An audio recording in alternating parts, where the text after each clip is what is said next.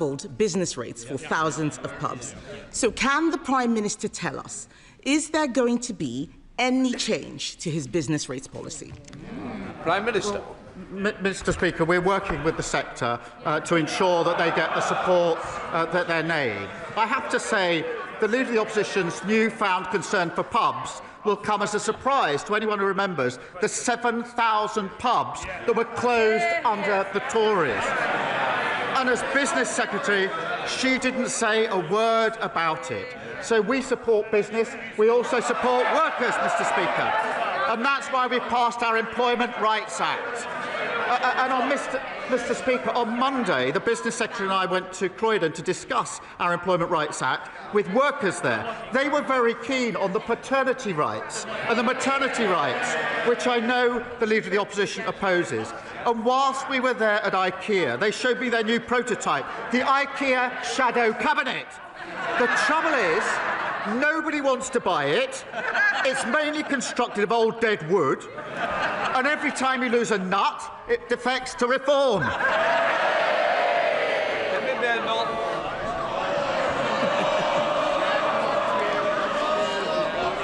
Mr. Speaker, he didn't answer the question about business rates. It sounds like he doesn't know what his policy is. And this has been a farce from start to finish. On Monday, the Business Secretary said the Chancellor did not even realise the impact of her business rates policy. No surprise there.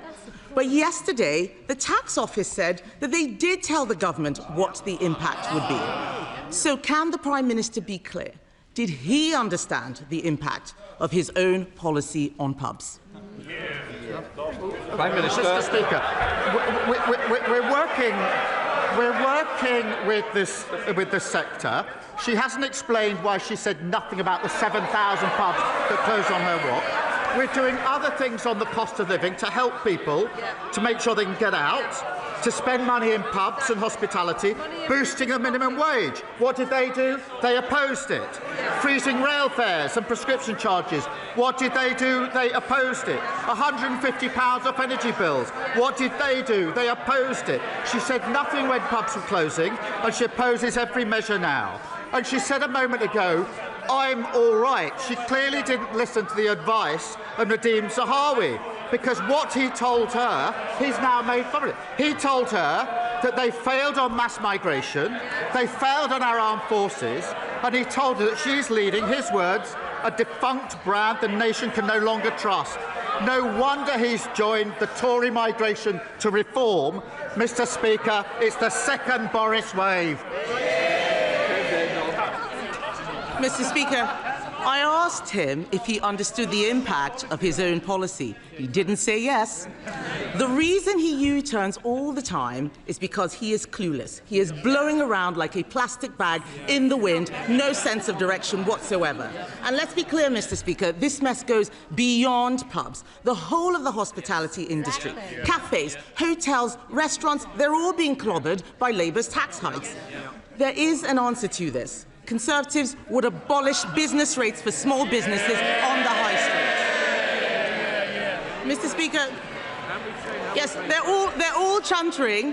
He's already agreeing with us on family farms tax. He's already agreeing with us on digital ID. Why doesn't he make it a hat trick and abolish business rates for the high street? Mr. Speaker, they crashed the economy, and now they want to give lectures. She's wondering why nobody's listening to them. Nobody is ever going to listen to them on the economy ever again. Mr. Speaker, in 18 months, because of the decisions we've made, inflation is falling, and the Bank of England say it's coming back down to target. We've had 6 interest rate cuts in a row. Wages are up more in the first year of a Labour government than under the first 10 years of their government, and we beat the forecasts on growth for 2025. We're turning this country around after the appalling mess that they left it in. He says no one's going to listen to us. Who's going to listen to him? The winter fuel allowance, U-turn. Waspy women, U-turn. The 2-child benefit cap, U-turn. Grooming gangs inquiry, U-turn. The family farms tax, U-turn. Digital ID, U-turn. Jury trials? U-turn. We hope so. We hope so. I think that's going to be the next one, Mr. Speaker. Week after week, these poor people sitting behind him have to defend the indefensible, only for him to U-turn a few days later. Mr. Speaker, one of his cabinet ministers told a journalist that what's happening at the moment is extraordinarily bad. Another said we've gone through a catastrophic series of missteps. Yet another minister said, we are so unpopular at the moment, I've come to the conclusion it's worth rolling the dice on a new leader. They're right, aren't they? Mr. Speaker, here's the difference. I changed my party, and that's why we stand here with a majority Labour government. She sits there with her party that lost 2/3 of their MPs at the last election, and she's losing more every week. They're queuing up to join the member of Clacton's laundry service for disgraced Tory politicians. Meanwhile, inflation is down, wages are up, and waiting lists are down. Labour's turning the corner and changing this country for the better.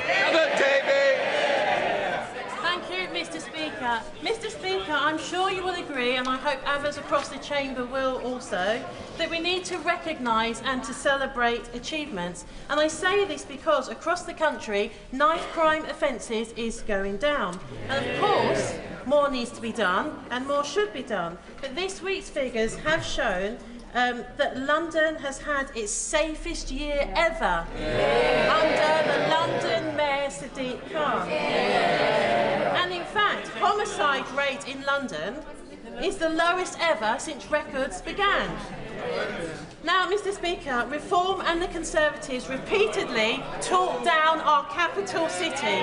So will the Prime Minister join me in saying they are wrong, and will he applaud these achievements? Well, she draws attention to the important work of the Mayor of London, and nobody should be talking our country down or talking London down. And she's right to say that since we came into office, the number of knife crime offences is down. But, Mr. Speaker, there is more to do. We're introducing new powers to seize knives and increasing the penalty for selling knives to under 18s. And the party opposite, what did they do? They're chuntering. They voted against those provisions. And what's obvious about London and Reform is they've got a candidate for mayor who doesn't like London, a new ex-Tory recruit who struggled to pay his taxes in this country, and a leader who spends more time in France than in his constituency. Sir Ed Davey, leader of the Liberal Democrat. Thank you, Mr. Speaker. Can I associate myself and my party with the Prime Minister's comments on Iran? And can I encourage him to go even further on sanctions and also prescribe the IRG? Mr. Speaker, Sandra is 71. She has bladder cancer. Just after Christmas, she went into her local A&E. She had to wait 31 hours to be admitted on a plastic trolley and in a plastic chair. Last year, more than 500,000 people waited for over 12 hours in A&E to be admitted, more than any year in the history of the NHS. Mr. Speaker, this corridor care crisis was created by the Conservatives, but it's got worse under Labour. So will the Prime Minister end this scandal by taking up our plan to end all 12-hour A&E waits this year? Prime Minister. Can I first say through him to Sandra that that's simply not acceptable for her or for anybody else, and I'd appreciate if he passes that on to her directly. We have put record investment into the NHS so we can turn this problem around, and we are turning it around. I would say to him that he puts forward his plans for change, but he never votes for the increase in investment and the measures that are needed to actually put that into practice. You can't change things without investing in them. You can't call for change and vote against a budget that puts a record investment into the NHS. Sir Ed Davey. Mr. Speaker, we saw what happened to the last government when they failed to improve the NHS, and if the Prime Minister is not careful, that will happen to his. Mr. Speaker, last month I asked the Prime Minister to get a grip of South East Water, who'd left thousands of people in Royal Tunbridge Wells without water. Now it's happened again, not only in Tunbridge Wells, but in East Grinstead, Burgess Hill, Haywers Heath, and other parts of Kent and Sussex. Families, pensioners, schools, care homes, businesses without any water since Saturday. And the water company bosses involved now stand accused of misleading Parliament over their failures. Mr. Speaker, South East Water keeps failing its customers over and over again. So will the government immediately strip them of their licence? Prime Minister. Can I thank him for raising this, because the situation is clearly totally unacceptable. He will want to know that ministers have chaired daily emergency meetings to hold the company to account, to deliver on the change that's urgently needed at the moment in all the areas that he mentioned. We've also doubled the compensation rates for individuals and businesses, and we're absolutely clear the company must urgently invest in infrastructure, and we'll publish the Water White Paper in due course. But we are holding those daily meetings to hold this company to account. Dr. Maria Timble. Thank you, Mr. Speaker. I'm delighted by today's Northern Powerhouse Rail announcement. A down payment on the north of England's future.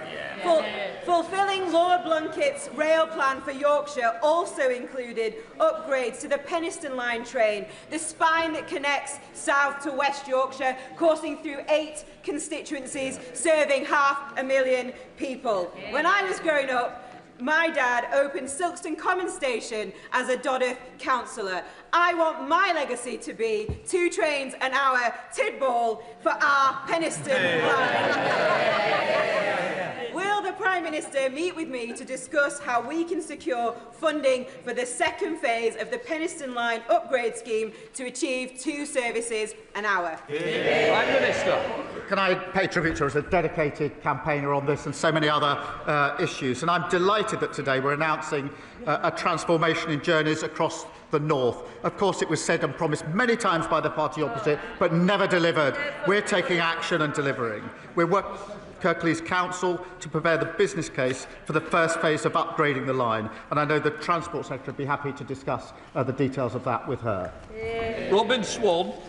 Thank you very much, Mr. Speaker. At question time last week, the Prime Minister seemed to intimate that the government was bringing forward amendments to the Northern Ireland Troubles Bill.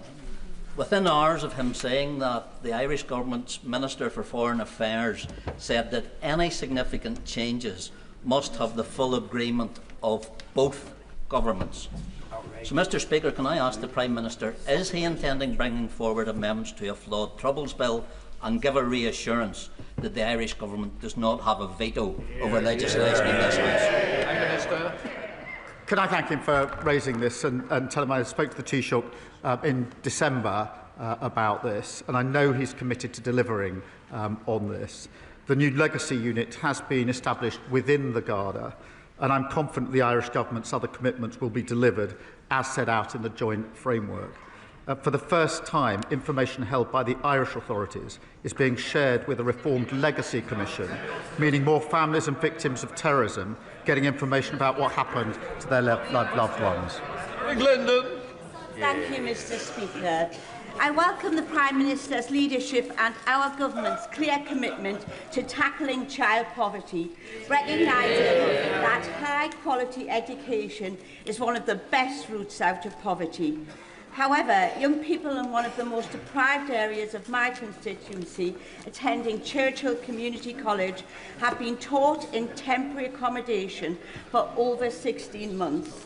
Can the Prime Minister use his good offices to expedite funding from the Department for Education to support rebuilding this school?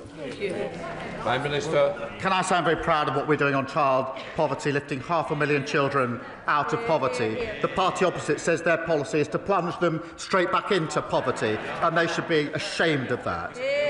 The situation she draws my attention to is appalling. Parents and teachers are furious that the party opposite left schools literally crumbling. We invested, Mr. Speaker, £20 billion to rebuild around 800 schools, and our aim is all schools and colleges in England that aren't being fully or substantially rebuilt to be rack-free by the end of the Parliament, and I'll make sure a Minister meets with her to discuss this. Morrison. Thank you, Mr. Speaker. I visited Stepping Hill Hospital in my constituency, where I met the incredible team there, but they are working in some of the worst conditions. The staff there showed me the wards where sewage is coming up onto the floors through the drains, and they showed me the ceilings where water is dripping down out onto vital equipment. The hospital itself has a £130 million repair bill, and the Prime Minister is the man that can change this. So will he meet with me, the member for Hazel Grove and the member for Stockport constituency, so we can talk to him about this issue, get some investment in, and then get the hospital that my constituents deserve? Prime Minister. Well, I thank him for raising this, and he knows we inherited a terrible situation with waiting lists, performance targets missed, and hospitals like Stepping Hill left to crumble. They should be absolutely ashamed of themselves. I'm pleased the new outpatients building is open, and because of our decisions, the local trust will receive £75 million in capital funding. Progress is being made. His local trust has seen waiting lists fall by almost 3,000. The number of waits over a year is down by 67%. I will make sure he gets the meeting that he wants to discuss the details further. Emily Darlington. Thank you, Mr. Speaker. If reports are correct, Elon Musk has climbed down today under pressure from this government. And let's be clear, stripping women naked without consent in real life or online is abuse. But we don't know whether to trust what X is saying today, and this isn't just happening on X. So will the Prime Minister join me and men and women across this House and our nation to say to any app and to any AI company that we will not tolerate and we will enforce any abuse of men, women or children in this country? Can I thank her for raising this? The actions of Grok and X are disgusting and they're shameful. And frankly, the decision to then turn this into a premium service is horrific. And we're absolutely determined to take action here. We've made it clear that X has to act, and if not, Ofcom has our full backing and will introduce and are introducing legislation. Mr. Speaker, to update the House, I have been informed this morning that X is acting to ensure full compliance with UK law. If so, that is welcome, but we're not going to back down. They must act. We will take the necessary measures, we will strengthen existing laws and prepare for legislation if it needs to go further, and Ofcom will continue its independent investigation. As someone with a personal experience of AI-generated images, the recent AI images shared on X, particularly those of children, sickens me. Yet, the leader of Reform continues to defend Elon Musk. Anyone who defends platforms linked to sexual exploitation of children forfeits any right to give lectures about protecting women and girls. What will the Prime Minister do to stop any political party from putting tech billionaires ahead of protecting our children? Can I thank her for raising this? And it's astonishing that Reform defend Musk on this issue. It is complete. I said the images are disgusting. Their position is disgusting on this. This is weaponising images of women and children that should never be made. And that's why we're acting. Reform refused to do anything about it. But more than that, the point she raises, they would scrap the Online Safety Act that stops children accessing content like pornography, suicide, self-harm and eating disorders. They're an absolute disgrace and know nothing about protecting children. Can I just say, we're only on question 18. If we don't want to get MPs in, please, you're going to have to work with me. Kevin Bonavy. Many of my constituents and Stevenage were appalled to hear Reform MPs oppose the principle of deploying British troops to maintain a peace in Ukraine. Our brilliant armed forces have defended democracy in Europe across a generation, so it is shameful that the leader of Reform opposes that today. That is not leadership, it is surrender. Does the Prime Minister agree that Labour governments always have and always will defend British interests, not those of Russian dictators or oligarchs? Minister. Mr. Speaker, this is a question of values and freedom, I'm proud of the British workers in his constituency, in fact, supporting our Ukrainian allies. Ukrainian soldiers are defending European values on the front line every day. And, Mr. Speaker, in the event of a ceasefire, multinational force will carry out defence and deterrence operations and conduct training, planning, recovery and regeneration of Ukrainian forces. But this week, the leader of Reform said Russia had a casus belli. That means a justification for war in invading Ukraine. A Putin apologist using Russia's talking points. Lewis Cocking. Thank you, Mr. Speaker. The world is becoming more dangerous every single day, and the Ministry of Defence has said it needs an extra £28 billion to keep us safe. Well, I know where the Prime Minister can find it. Stop this nonsense Chagos Island surrender policy and spend that money on protecting the United Kingdom. Will the Prime Minister commit to that, or will he continue to put the interests of foreign governments and countries above our own? Diego Garcia is a vital military base with important capabilities of our own. It's integral to our security. Our decision was welcomed by our allies, the Five Eyes, India and the United States. It was opposed by our enemies, including Russia. Now we can add the Tories to that list and Reform to that list. The Tories following Reform, Reform following Putin.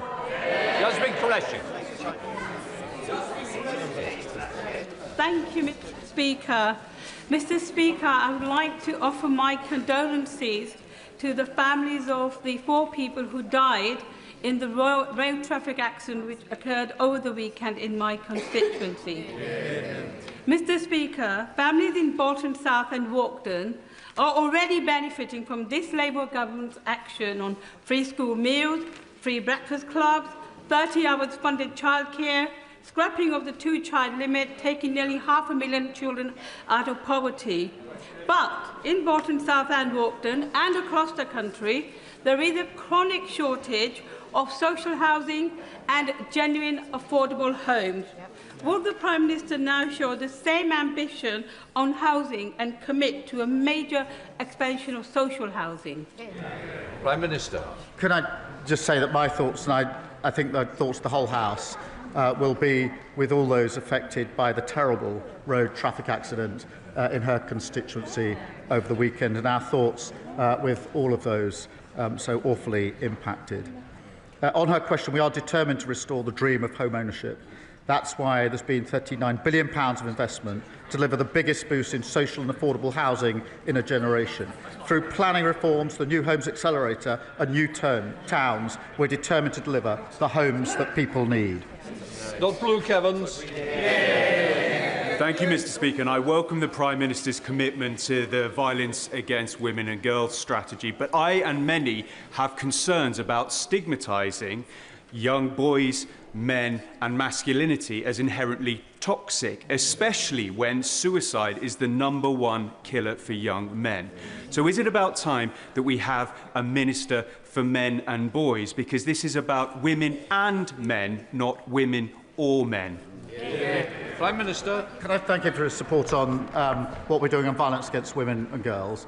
Can I also agree with him that this isn't about women or men or boys or girls, it's about both. And that's why I was very pleased to bring forward our men's health strategy, one of the first of its sort, to deal with the challenges that young men in particular, in my view, have growing up, particularly with social media, but also to go further on the question of suicide. And I know that that's something that the whole House is prepared to work together on, and quite right too.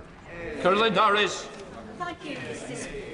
As trade envoy to New Zealand, last year I visited Eden Park in Auckland to hear their exciting plans to bring the Edinburgh tattoo to New Zealand. Well, next month that plan becomes a reality, and one of Scotland and the UK's greatest military displays will be taking place in Auckland.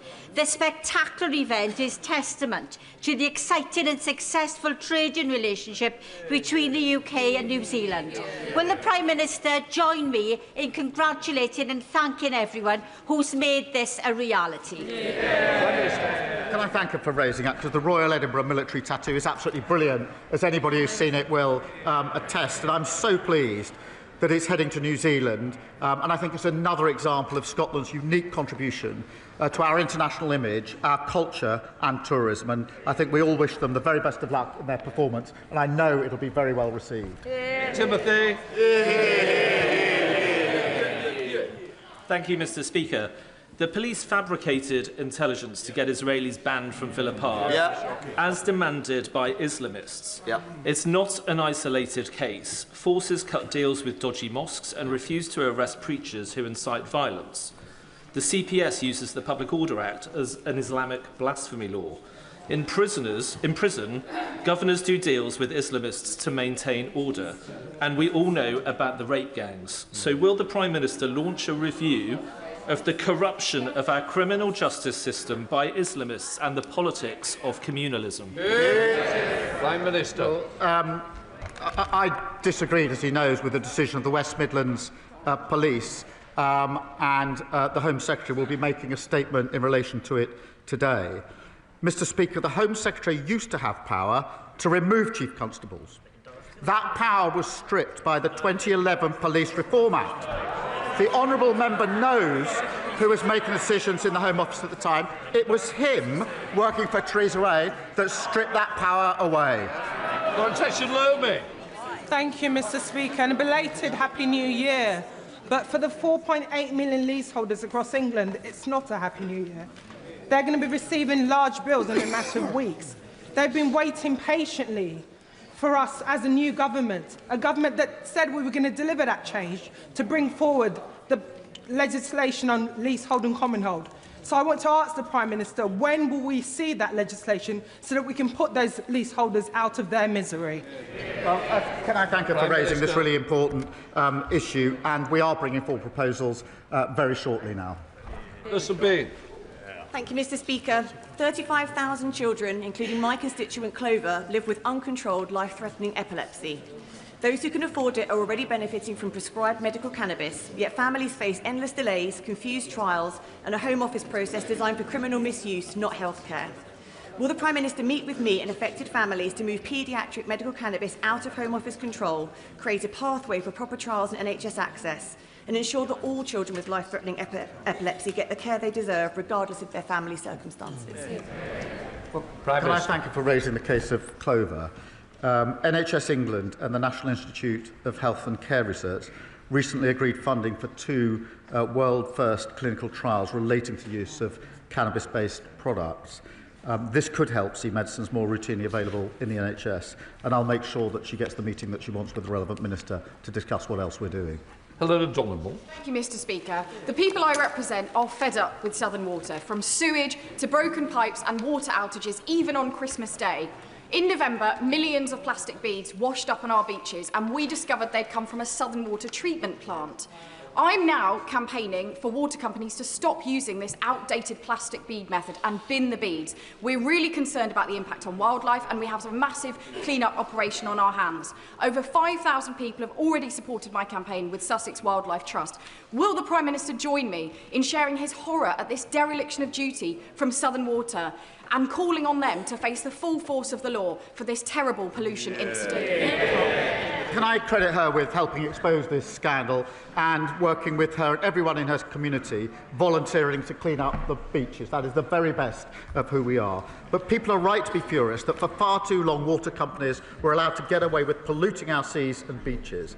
The Environment Agency are leading a full investigation, but we are more generally ending unfair bonuses for polluting water bosses, abolishing Ofwat and introducing tougher penalties, holding companies to account. Then a message ejected. Mr. Speaker, ahead of the forthcoming consultation on local government reorganisation, last month Huntingdonshire District Council voted for option E, a Huntingdonshire Unitary Council. This was a cross-party view, and the Prime Minister's own Labour councillors voted in favour of it. There is a suspicion locally that the government favours option D, proposed by the Labour Eastern Regional Office, which would see Huntingdonshire and my constituency split in two and combined with Peterborough. Can the Prime Minister offer assurances to my constituents and those across Huntingdonshire that the decision isn't already a done deal and that the democratic will of Huntingdonshire District Council won't be overridden to satisfy an unelected Labour regional office? Prime Minister. There are no done deals here. We're going through the proper process. Thank you, Mr. Speaker. The staff at West Herts Teaching Hospitals Trust, which operates Watford General in my constituency, have been very busy bees. They have recently won Trust of the Year and Performance Recovery at the 2025 Health Service Journal Awards. Will the Prime Minister join me in congratulating the amazing team at Watford General and thank them for all the hard work that they have done to achieve this admirable accolade? Imagine what further achievements that they will make when they have their new hospital and new facilities. I will join him and thank the staff in his hospital, but also the NHS staff across the country who worked so hard over Christmas and New Year, which is notoriously a difficult time. That completes Prime Minister's questions. Let the front benches change over.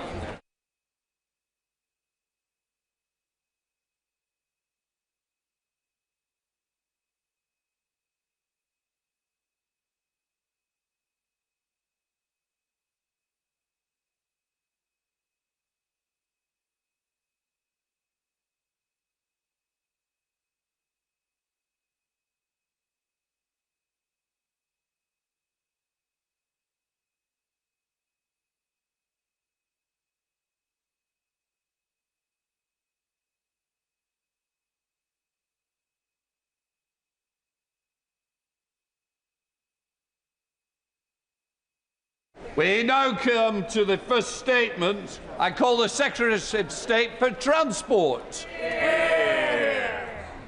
Mr. Speaker, I'd like to make a statement on the government's plans for Northern Powerhouse Rail. I realise I'm not the first minister ever to talk about transforming infrastructure in the north of England. I get why people there are sick to the back teeth of Westminster politicians promising the earth and delivering absolutely nothing. Parties, whether the Tories or Reform, who lack ambition and are either incapable or unwilling of doing the hard yards of delivery. This ends today, Mr. Speaker. It's been over a decade since the then Conservative Chancellor pledged a transport system fit for a northern powerhouse. And what came of it? HS2 to Manchester and Leeds, both promised, both axed. Rail services that have let down commuters, and a railway still reliant on diesel trains and two-track Victorian infrastructure. Levelling up, the integrated rail plan, Network North, just empty slogans and even emptier pockets to pay for them. Mr. Speaker, this gulf between rhetoric and reality has consequences. An unbalanced economy doesn't just affect growth. It strikes at the heart of the fairer country we want to be. Political choices over decades now mean a 40-mile commute into Manchester is a world away from a similar journey into London.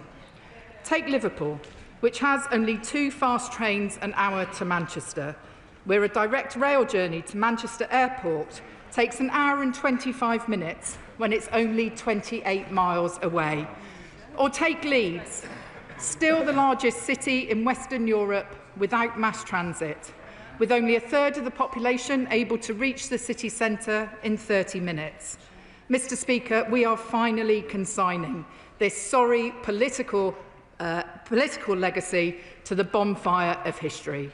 No previous government has acted as swiftly and decisively to back northern leaders.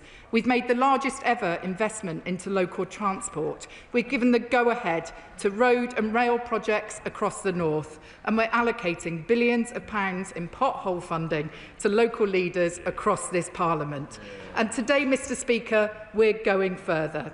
After years of underinvestment in the North's rail network, I am proud to announce we will deliver Northern Powerhouse Rail. This is a generational commitment, building on the ongoing Trans-Pennine route upgrade. We will invest up to a further £45 billion to create a turn-up-and-go railway along the northern growth corridor of Liverpool, Manchester, Bradford, Leeds, Sheffield, as well as York. There will be regular services onward to Newcastle and Hull and to Chester for connections to North Wales. Make no mistake, NPR will transform how people travel. We'll end the hour-long waits if you miss your train. We'll attract more people to a railway that will be faster, more accessible and more frequent than ever before. For Northerners who have long complained about being treated as second-class citizens, my message is simple. Those days are over. Yeah. Mr. Speaker, this is an ambitious long-term programme, but it is not HS2 reheated. I stood in this House last year and said we'd learnt the lessons of that infrastructure project, and I meant it. Unlike the previous government's Network North plan, which was announced without so much as a phone call to the mayors, we have been working directly with them on developing these proposals, and I'm proud to announce that every single one of those mayors is backing the plan today. Yeah. I'm clear that NPR will not be a central government vanity project. It will be rooted in northern communities, designed, developed and delivered from the bottom up. We'll also take the time to get this right. That starts with agreeing mature, stable designs as well as consents, all before construction. Finally, unlike HS2, this isn't about the fastest line at any cost. Northern Powerhouse Rail will be the shoulders of this nation's rail network, improving services across the north and beyond. Let me now turn to delivery, Mr. Speaker. We are making £1.1 billion available to deliver NPR over the next 4 years. This will proceed in 3 phases, sequenced so passengers experience a better railway as soon as possible. The first phase will prioritise electrification and upgrades east of the Pennines for delivery in the 2030s. That covers the Leeds-Bradford, Sheffield-Leeds and Leeds-York corridors, including the stations.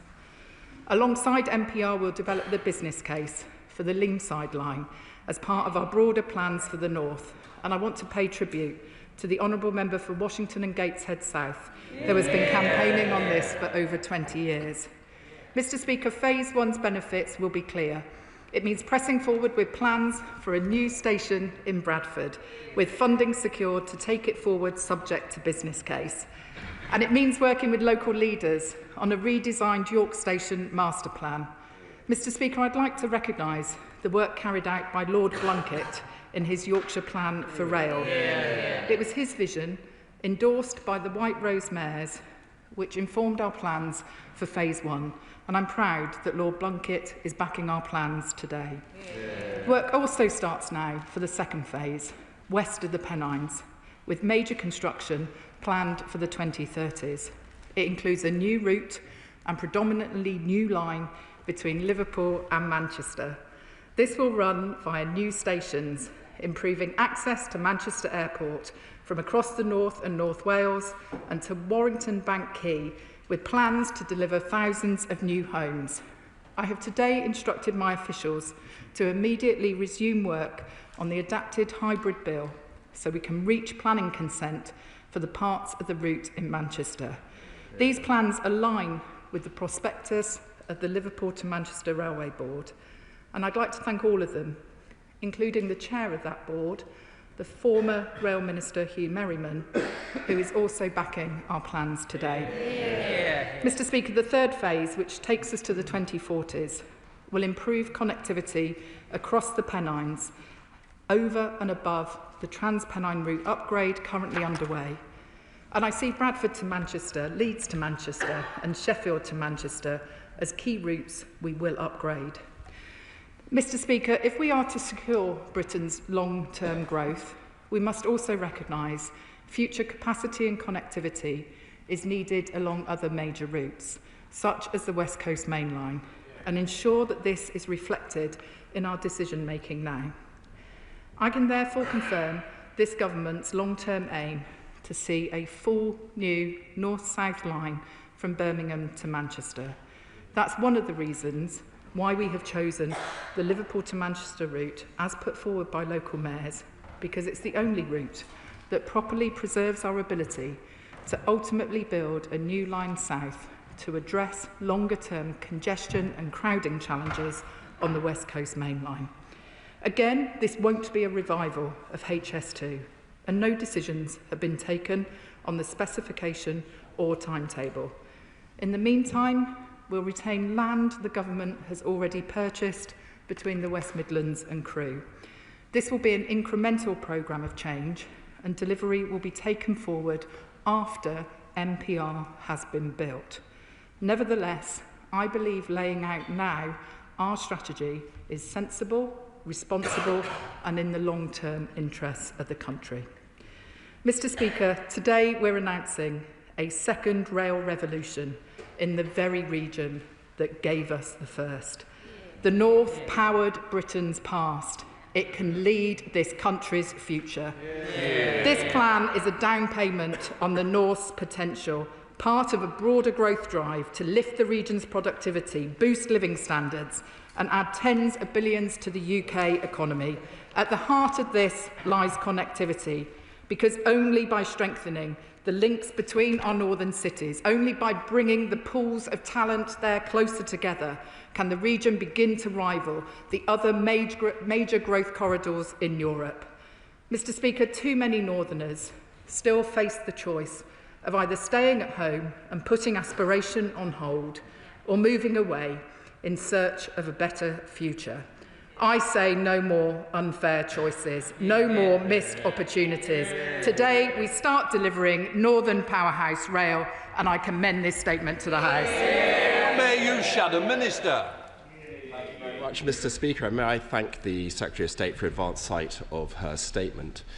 Now, she started her statement by saying that people are sick to the back teeth of Westminster politicians promising the earth and delivering absolutely nothing, and then she did exactly that.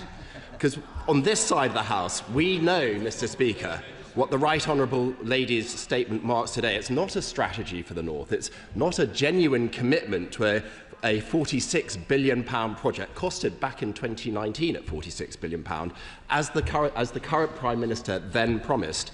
Instead, it's a flagrant attempt to silence her party's restless northern mayors, whilst Labour ministers who came to office with no plan to deliver on their promises butcher the budget. Let's get straight to the point here.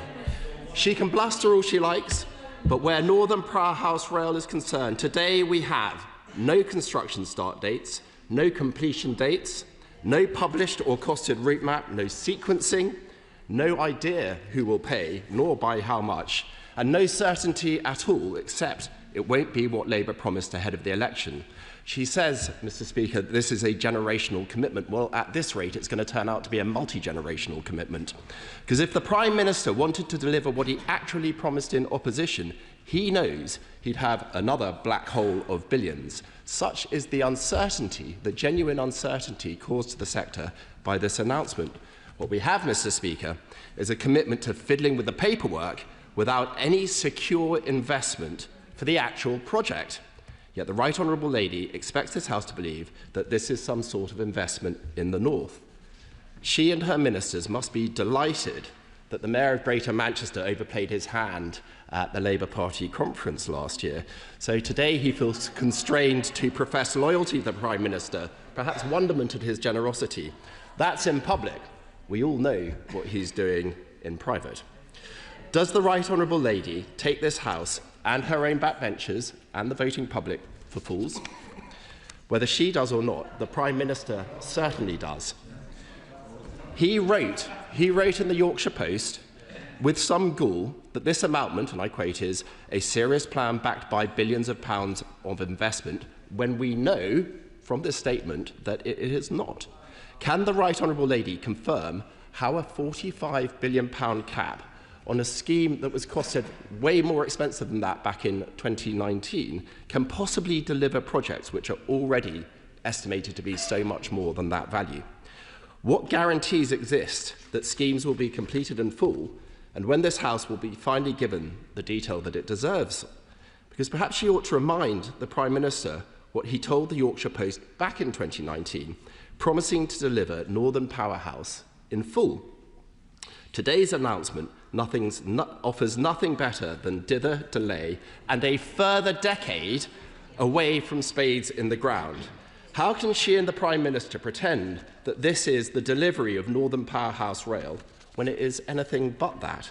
By their own admission, no budget has been set out. The cap in funding gives no confidence that funding which will have to be raised from the private sector or through local taxes is in place. So can she tell the House which local taxes will have to rise and by how much to fill the gap created by her own £45 billion cap? I know she, like me, cares deeply about ensuring Parliament is told the whole truth. But perhaps on this occasion it is the Prime Minister himself who should be lauded today when he said, time and again, that the cuts and downgrades this government has foreshadowed today represent nothing more than, and I quote, a betrayal of the North. So I ask the Secretary of State, isn't it the case that this is a strategy from a desperate government to make a cut appear an investment, an attempt to save face with the British public, to spend months and months hiding their mealy-mouthed plans, only to reveal them with bluster and misplaced confidence, is a sad indictment of a sorry government. To come to this House today without dates, budgets and a plan for how to raise shortfalls after the cap is frankly pitiful. To spin this as a plan for the future is a disgrace and one of which she should be ashamed.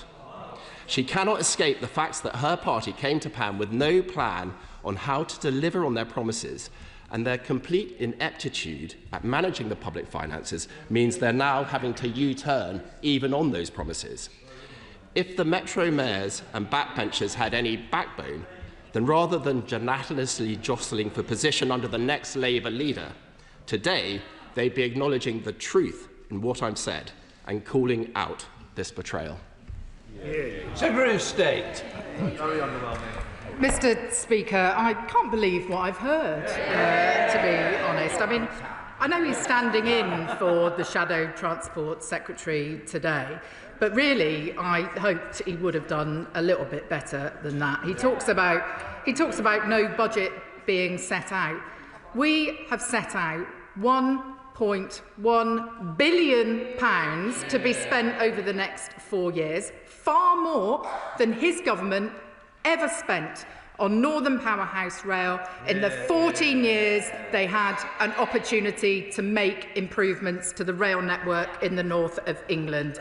If that's the way they approach basic maths when we're spending over £1 billion, I can see why the public booted them out of office at the last election. Mr. Speaker, we are working in collaboration with local mayors, and we have agreed with local mayors that where they see opportunity to boost economic growth beyond the core scope of the Northern Powerhouse Rail proposals, we will work with them to agree local contributions so the full benefits of this investment can be realised. Mr. Speaker, more generally though, I think this was a classic case of the honourable gentleman writing the questions without listening to the announcement. We are delivering Northern Powerhouse Rail in full. We have set out our plans in full, we are funding NPR in full, and we will deliver it. He mentions the previous government and their aspirations. Let me remind the House of what that actually amounted to. The plan that got the location of Manchester wrong on a map. The plan that promised new tram lines that had already been built. The plan that diverted funding away from the north to fix potholes in the south. That plan was not worth the paper it was written on, and so we'll take no lessons on this from the party opposite. But if he won't listen to me, maybe he'll listen to the people who run our great city regions in the north. The mayors of West Yorkshire, South Yorkshire and North Yorkshire said, we welcome the government's once-in-a-generation commitment to improving transport across the north. The mayor of the Liverpool City region said, after more than a decade of dither, delay and broken promises, this is the start of a new era with a genuinely strategic approach and a government finally backing Northern Powerhouse Rail in full. The mayor of Greater Manchester said, finally, We have a government with an ambitious vision for the North and a firm commitment to Northern Powerhouse Rail. And let me quote one more person. MPR is a project I've long championed, so it is excellent to see the government backing it in full. Not the words of a Labour mayor, not the words of a Labour minister, but the words of former Conservative Rail Minister Hugh Merriman. Mr Speaker, our plans are backed by the mayors, they're backed by business leaders, they're backed by their own former Rail Minister. That tells you everything you need to know about who is delivering for the North and who never did. Ruth Cadbury, Chair of the Select Committee. Mr Speaker, this is another hugely welcome transport statement from the Secretary of State for Transport and her team. Today's announcement promises levels of rail connectivity for communities from Merseyside to Tyneside that will compare with that of the London travel to work area. The question I and many have today is when will we have more details about the timescales and the potential funding sources for phase 1 and 2, and most importantly phase 3 of today's statement, phase 3 being linking Birmingham with the Northern Powerhouse Rail network, so desperately needed, so cruelly and ridiculously cancelled by the party opposite when they were in government, so that we can relieve the pressure on the West Coast Main Line and link up London and Birmingham with the cities of the North.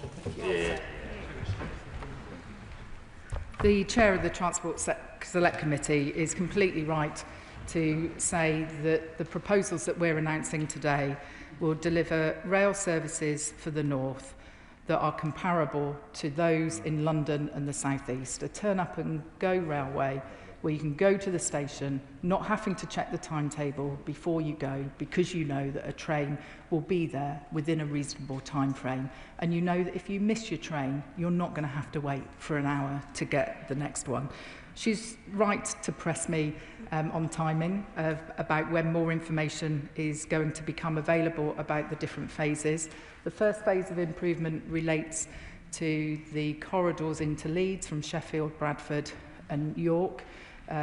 We will be progressing with urgency on those, as well as the plans for the new line between Manchester and Liverpool. Phase 3 of MPR relates to further Transpennine improvements beyond the Transpennine route upgrade. And we will be saying more in due course about our plans for Birmingham to Manchester, noting that the delivery of that will come after MPR has been completed. Tim Farron, Liberal Democrats. Thank you, Mr Speaker. I have read the statement and indeed listened to her carefully, and I'm very grateful for early sight of it. We are massive supporters of Northern Powerhouse Rail on these benches. But we actually have, all we have really concrete in this statement, is just over £1 billion, so we can spend the next 4 years planning to maybe come up with another plan. So the failure of the previous Conservative government to deliver infrastructure projects like this and HS2 was utterly depressing and embarrassing, but I hope she will understand the scepticism of many of us in the North, not just on these benches, who fear this government is being worryingly pedestrian too, lacking in the determination to deliver vital projects like these. High-speed rail for the North delivered at snail's pace if we are lucky. So my questions are, would I be right to surmise from her announcement that while we will see upgrades in the 2030s, which is a long time away still, we won't actually see trains running on the new track much before 2045? What confidence can she give us that we won't see even more slippage in that timetable? What guarantees can she give us that we won't now see a repeat of the Conservatives' approach of stop, start, stop, start, stop, start, cancel? And finally, of course, could I remind the Minister that the north of England does not stop at the M62? And while we are proud of our cities of Leeds and Manchester and Liverpool, the biggest visitor destination in the north of England is actually Cumbria. Yet there is not a single mention of either Cumbria or Lancashire in this statement. Nothing on the vital upgrades, needed to the West Coast Main Line north of Warrington, especially in the light of the recent derailment at Shap. And we still continue to wait for the government to invest in the all-important Lakes Line to Windermere, where a simple passing loop at Burneyside would double the line's capacity at a fraction of the cost of Northern Powerhouse Rail, directly connecting Manchester Airport to the heart of the English Lake District. Might the Minister agree to meet with me to discuss these vital projects to help prove this government's concern for the North includes the actual North? Mr Speaker, I can assure the honourable gentleman that we are getting on with this and we will see these improvements delivered. I don't share his cynicism that we will spend the next 4 years simply coming up with a plan. The £1.1 billion that has been allocated is for land acquisitions, it's for early preparatory works on the Yorkshire schemes. We will see delivery in the 2030s and passengers seeing benefits of some of those schemes. But what I won't do is make the same mistakes as the last government when it came to HS2, who let contracts before the scope of schemes had been finalised, essentially a free meal ticket for building contractors. We will take the time to do this properly, spend taxpayer money wisely. Of course, I want to see the delivery of rail infrastructure speeded up, but I also want to make sure that every single penny of money that this government spends is well spent. He asks about whether I can reassure him about the stop-start nature of plans being drawn up and then delivered. We have taken our time to come up with a credible, sequenced, prioritised programme of improvements in stark contrast to the previous government. And I can assure him that this is a plan for the whole of the north of England. And I'd also gently remind him when it comes to Cumbria and our government's commitment. Over £13 million investment from the Department for Transport in Carlisle Station. Cumberland with an £18 million multi-year bus funding deal. Borders Rail Viability Study, £10 million. So he should remember that we are investing across the north of England in improving public transport for the travelling public. Lucy Powell. Speaker, and it's nice to speak from the backbenches for the first time in a very, very long time. Can I strongly welcome this commitment to Northern Powerhouse Rail and the vision that underpins it? This will be game-changing for the North. After decades of underinvestment, poor connectivity and years of indecision by the party opposite, this really is going to transform lives. But does she agree with me that in order to ensure that long-term reliability, the capacity for generations to come, we have to solve the problem of Manchester Piccadilly Station finally having through capacity in an underground station, which will truly unlock the connectivity between Liverpool, Leeds or Sheffield and Manchester Airport and unlock the real potential of the whole regions across the north? I'm grateful to my right honourable friend for her contribution, and she talks about Manchester Piccadilly, and I'm reminded of the words of Mayor Andy Burnham, who has said to me that he sees the potential for Manchester Piccadilly as being a King's Cross for the north. I agree with her that we need to resolve the issue of throughput through that station, and I will be working very closely with the Mayor on plans for that station to ensure that we can unlock the regeneration that we are all united in wanting to see in the heart of the great city of Manchester. Robbie Moore. Thank you, Mr. Speaker. I've spent years fighting to ensure that Bradford is at the heart of the North's rail network, and therefore I very much welcome today's announcement. But after decades of empty promises for the North from Whitehall, my constituents also need clarity. Secretary of State, we have seen 13 U-turns in 18 months from this government, including the West Yorkshire tram network. So I ask the Secretary of State, how much will be specifically spent on Bradford Station project, and when will the Bradford Station project be completed? Because with 4 general elections, at least 4 general elections between now and 2045, which is the period of time that this statement relates to, my constituents and I are worried that this simply will be another future U-turn in the future. I can wholeheartedly assure him that this is good news for Bradford Station. I've been working very closely with Councillor Susan Hinchcliffe, the leader of Bradford Council, and of course Mayor Tracy Brabing, the Mayor for West Yorkshire. We will be pressing forward with the work that's already underway with the Council on a business case for Bradford Station, and I'm very conscious that in doing so we'll be putting a young, dynamic city of 500,000 people at the heart of the Northern Rail network. We expect to reach decisions on the station by summer of this year, and we have made funding available to then move forward into detailed design subject to the conclusions of that business case. Mike Kay. Thank you, Mr. Speaker.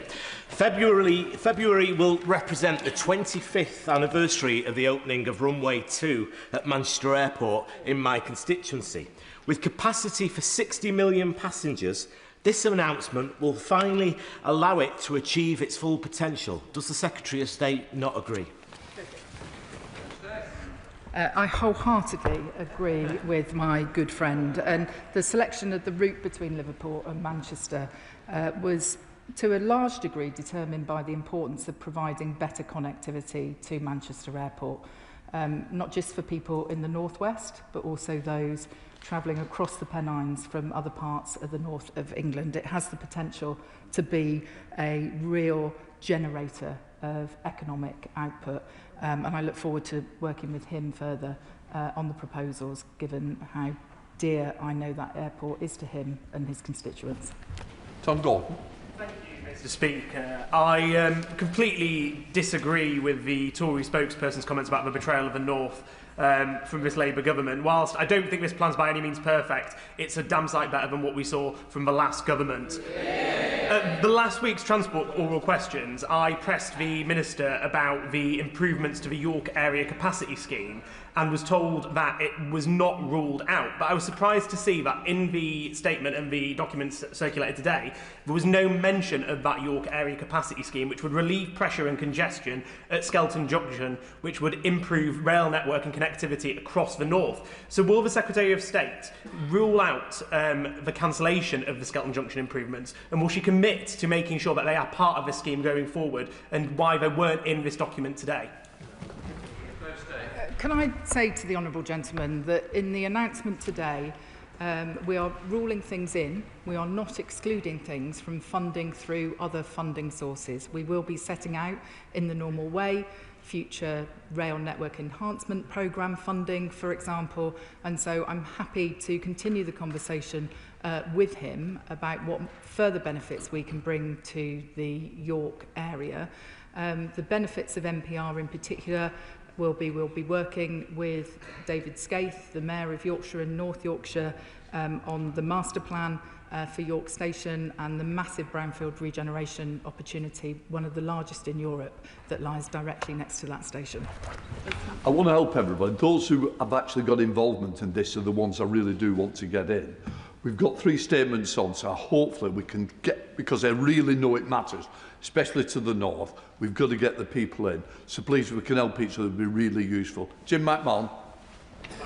Because this is welcome. The north of England has been held back for far too long, with the people and its economy not being allowed to realise our full potential. And so too is the commitment to properly review the Manchester Piccadilly Underground alongside the Mayor of Greater Manchester. Without this, it leaves one route in and one route out, with trains forced to turn back onto the network, slower, second rate, and it's not something the North can support. But can I ask for more details? Firstly, on the funding of the Manchester Airport local contribution, to ensure that it's both fair and at a level that can be fairly raised locally. And secondly, on the timing of the Birmingham to Manchester line, can we have a clearer idea of timescales from the dispatch box?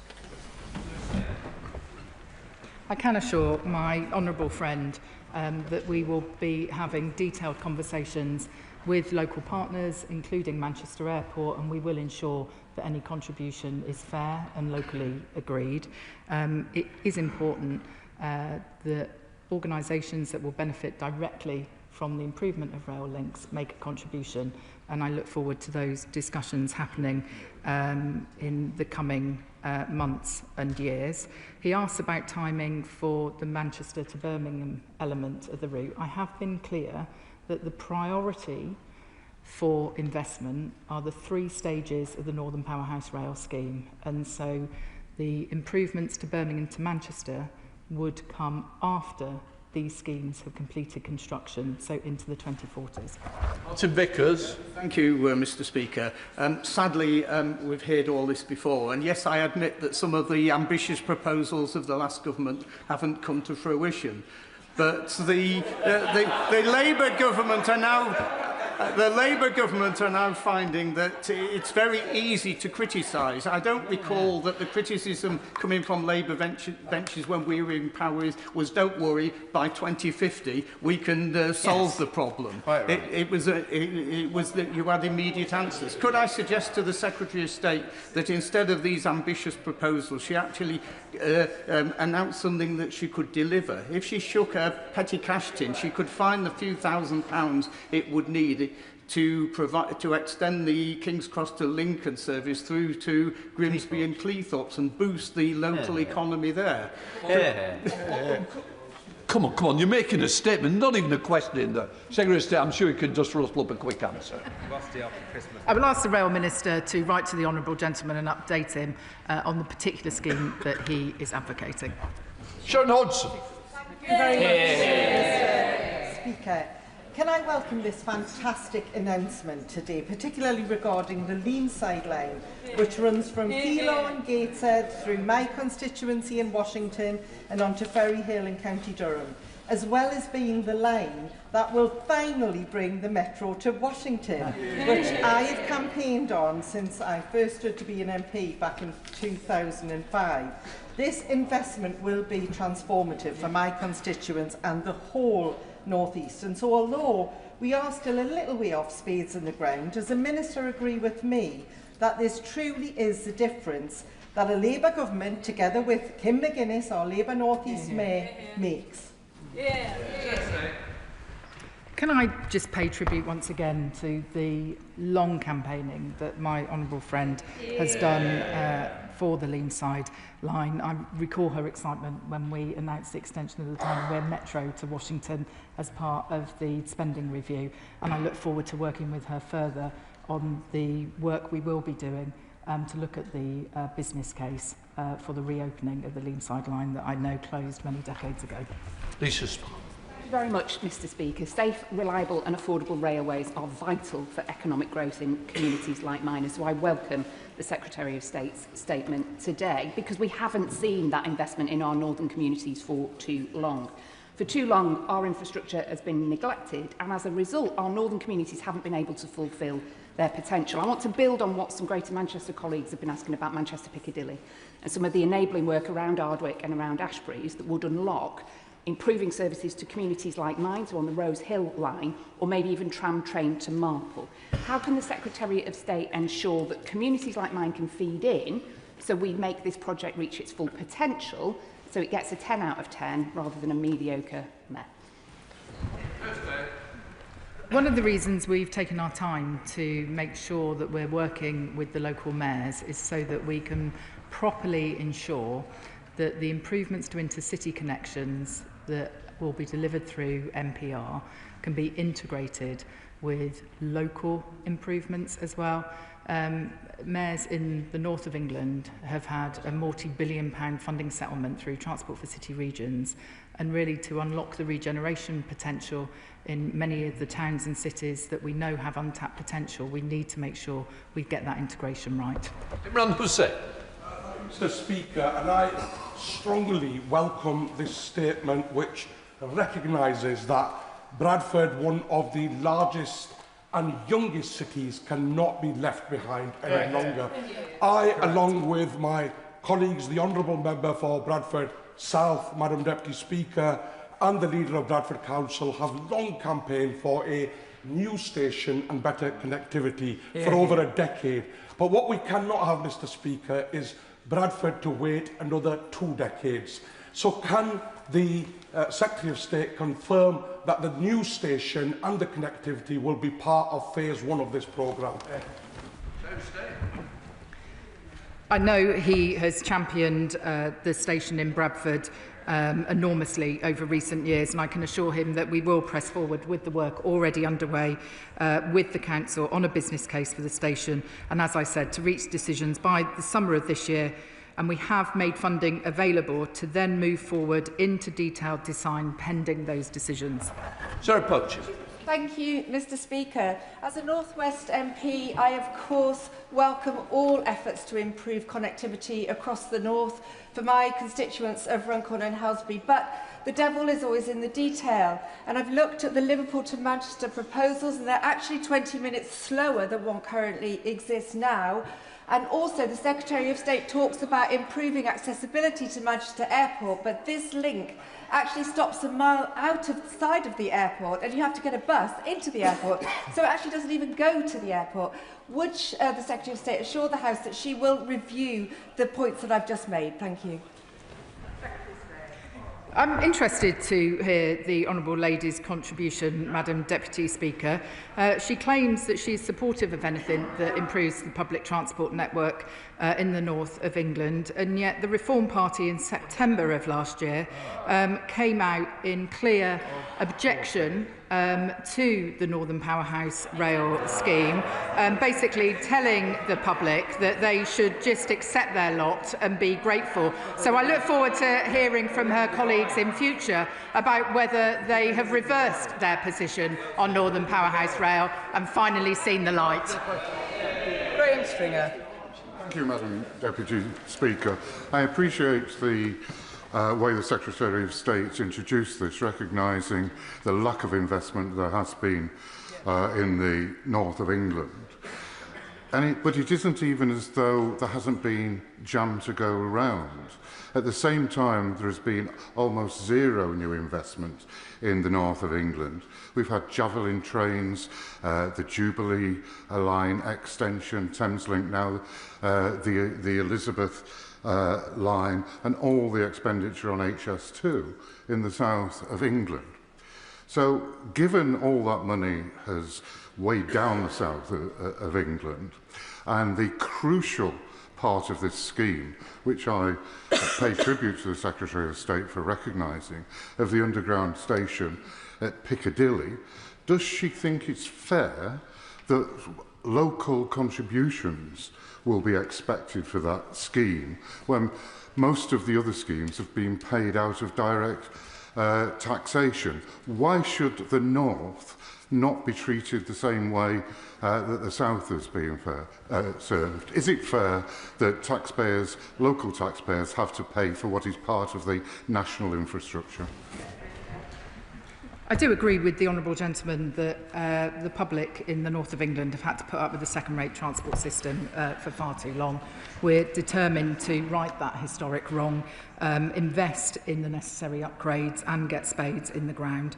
I would observe that when it came to the delivery of the Elizabeth line and Crossrail, there was a local contribution through a business rates retention scheme. And indeed, if you look at other investments in the capital, there's been enterprise zones, land value capture, and those are some of the ideas we would like to discuss with Northern Mayors. Anne Davies. Our Madam Llefarydd. Today's announcement directly affects Wales, given that the Northern Powerhouse Rail is a project that Wales is footing the bill for, along with HS2 and the Oxford-Cambridge Rail. Although I have to say I'm delighted for my northern friends that they're getting this. The price tag now owed to Wales adds up to around £6 billion, yet the government expects us to be satisfied with the £445 million over 10 years that we're having in Wales instead. So how much longer does the Secretary of State think that this farce can go on? Isn't it time that rail was devolved so funding can be directed back towards the people of Wales instead of any other project which is classified as an England-Wales? The £445 million investment that was announced at the spending review is historic, and we do recognise that there has been underinvestment in Welsh infrastructure. This is really significant investment. It will deliver new stations, faster journeys and better services for passengers, as well as connecting people to jobs and driving economic growth. Hi, Bets. Thank you, Madam Deputy Speaker. Could I first of all thank the Secretary of State for the improvements announced to the Sheffield-Leeds line and some of the improvements to Sheffield-Manchester, though, as my right-hand friend's already said, we need a through route to Manchester Airport as well. In particular, I want to ask her about the tram-train project, which she and Oliver Cobbard have committed to doing the business case at work on. My honourable friend for Penistone Stocksbridge has certainly fought for this as well. Can I say to her, Germany's been running tram trains for 40 years. We've had one pilot scheme in this country between Sheffield and Rotherham which has worked as a success.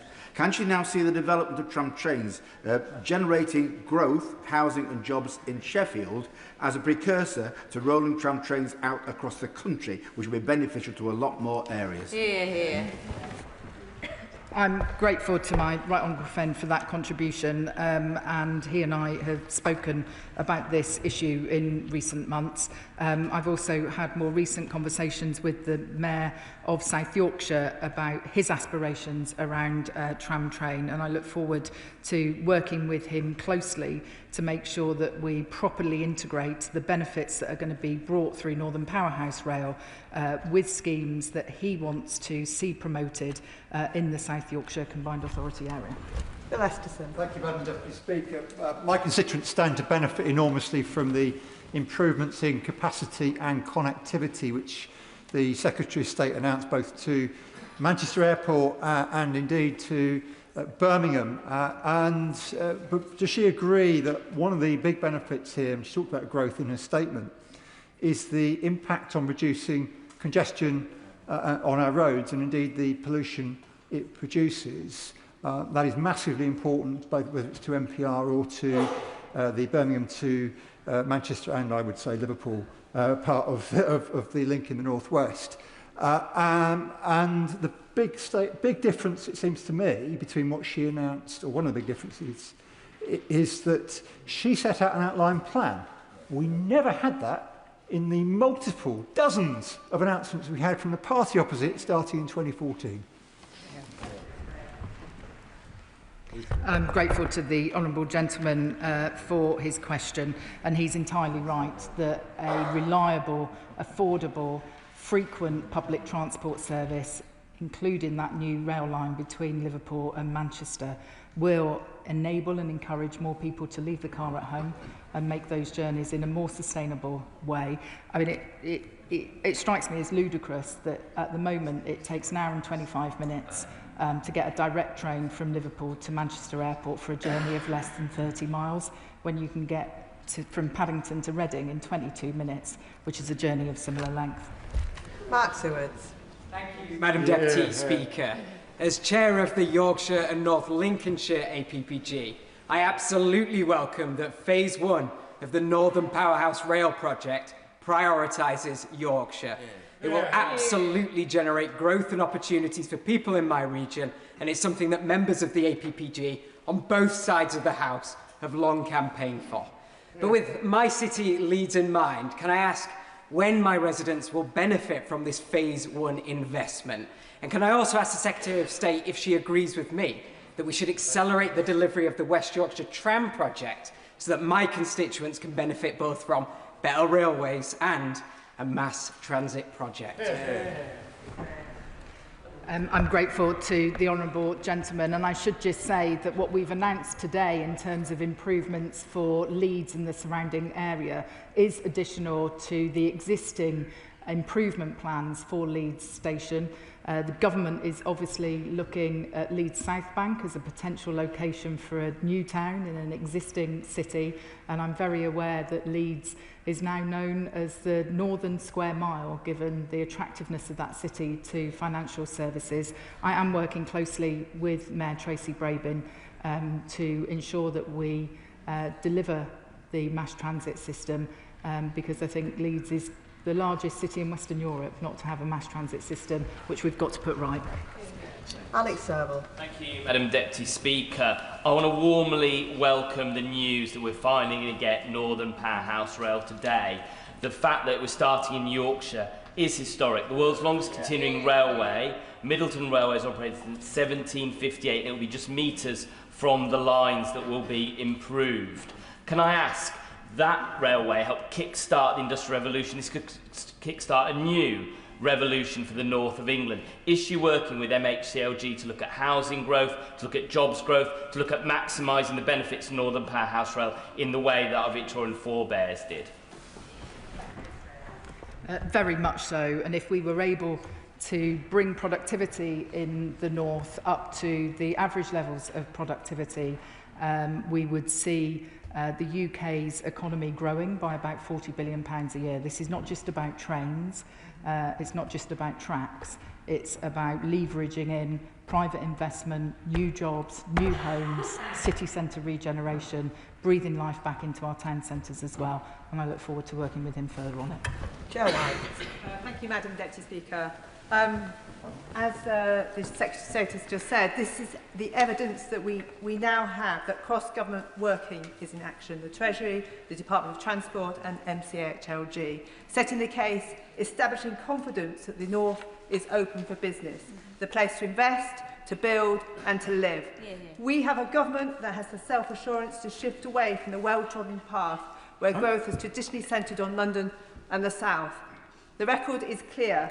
The Tories underinvested in the North time and time again, and Reform have already opposed everything that Northern Powerhouse Rail stands for. Their betrayal of the North must never be forgotten. Order, that was so voluble. Please, Joe White. Well, I would welcome the member to withdraw that. Yeah, I do withdraw that. I'm sorry. I apologise. Joe White. No. Thank you. Order. No. Thank you, Madam Deputy Speaker. Their betrayal of the North must never be forgotten. Hear, hear. For this to work, however, we need our council leaders and mayors to play their part. For constituencies like Bassetlaw, Bolsover, North East Derbyshire and Chesterfield, our East Midlands mayor must be part of the dialogue and the investment strategy for transport planning and connectivity. We all want to open our doors to businesses on the back of this, and will the Secretary of State ensure that our East Midlands Mayor, Claire Ward, has a place around the table? I work closely with Claire Ward and have enormous respect for the work that she's doing in the East Midlands. I recognise the point too that she was making about the position of the Reform Party on investment in rail in the north of England. I know she had to deal with some chuntering from the other side, and might I just observe that perhaps the Honourable Member for Runcorn might like to just Google what one of her colleagues said back in September, when he was absolutely unequivocal that he would not back Northern Powerhouse Rail and that he would not back better public transport in the north. This Labour government has exactly the opposite ambition. Anna Dixon. Thank you, Madam Deputy Speaker. As a member of the Public Accounts Committee who did an inquiry into HS2, I really have to warmly welcome the Secretary of State taking such a disciplined and clear approach to making sure this delivers and delivers on time and value for money, as the TransPennine upgrade has. But as a Bradford MP, I would like, with others I'm sure, Madam Deputy Speaker, to join in thanking the Secretary of State for backing Northern Powerhouse Rail, but particularly for backing Bradford. The new station and the improved link to Leeds will make a massive difference, not only to the city of Bradford, but to the wider district. So will the Secretary of State assure me that these transport investments by this Labour government will deliver not only better connectivity, but also jobs and new homes to the whole of the Bradford district? Yeah. I'd like to say to my honourable friend that one of the things we have to achieve through Northern Powerhouse Rail is making sure that young people who are growing up in towns and smaller cities around the big conurbations can easily access the high-quality jobs in places like Leeds, places like Manchester and Newcastle. So I can assure her that the approach of this government is one that is about investing in skills, it's about investing in transport, and it's about investing in opportunities for the future. Paul War.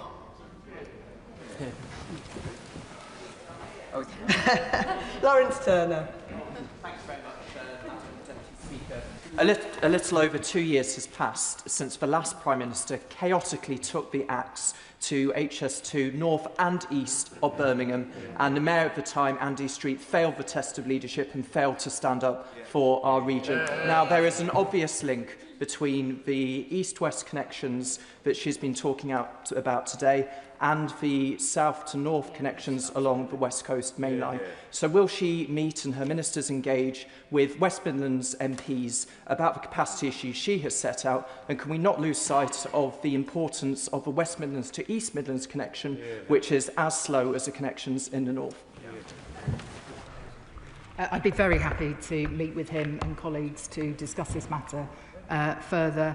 I'd also like to pay tribute to the work that Mayor Richard Parker has done in the West Midlands alongside Claire Ward in the East Midlands for working collaboratively with us to make sure that we can not only improve intercity connections but also those connections that are so important within big cities as well. Marie Tidwell. Thank you, Madam Deputy Speaker. I welcome the Secretary of State's announcement today confirming the biggest investment in rail connectivity in a generation, including £7.5 million for South Yorkshire Mayoral Combined Authority to kickstart plans to extend the South Yorkshire Supertram, including to look at a tram train extension to Stocksbridge via Outerbridge, Warncliffe Side and Deepcar in my constituency. Does my right honourable friend agree that this tram train extension will build on the government's commitment today to finally give Yorkshire the transport network our communities deserve? We are committed to giving everyone in Yorkshire the transport networks they deserve. As I said in response to my honourable friend, the member for Sheffield, we do want to work with Mayor Oliver Coppard to explore the potential of tram train further. I know she has been a fearsome advocate as well for the Penistone line in her constituency, and there's further engagement going on with Kirklees Council on that issue as well. Abdissam Mohammed. Thank you, Madam Deputy Speaker. I also, like my Sheffield colleagues, strongly welcome the government commitment to upgrading our Sheffield station and putting faster and more frequent trains in place to Leeds and Manchester.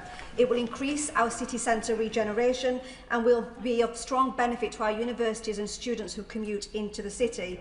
Will the Minister meet with me and other South Yorkshire MPs to discuss timescales and ensure that our infrastructure and plans match the economic ambitions for growth and regeneration in Sheffield? I will certainly ask the Rail Minister to meet with her and colleagues, and I do think that 2 fast services an hour between the key cities of Leeds and Sheffield is simply not good enough. We're committed to improving those services and to providing the capacity that's required at Sheffield Station. I look forward to discussing it further. Nav Mishra. Deputy Speaker, this announcement is excellent news for northern towns and cities. Manchester Airport is a large employer in my constituency, and sadly since COVID we lost the direct connectivity from Stockport Station into Manchester Airport.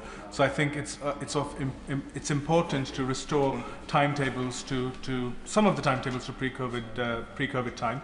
Can I also encourage the Secretary of State to look at the Access for All scheme, which unfortunately is far too slow and far too many train stations do not have disabled access, and we need to, in order to make rail better for everyone, we need to make it friendly for people with mobility issues. Thank you, Madam Deputy Speaker. I do agree with my honourable friend about the importance of accessibility at rail stations, and I note the case that he makes about Manchester Airport.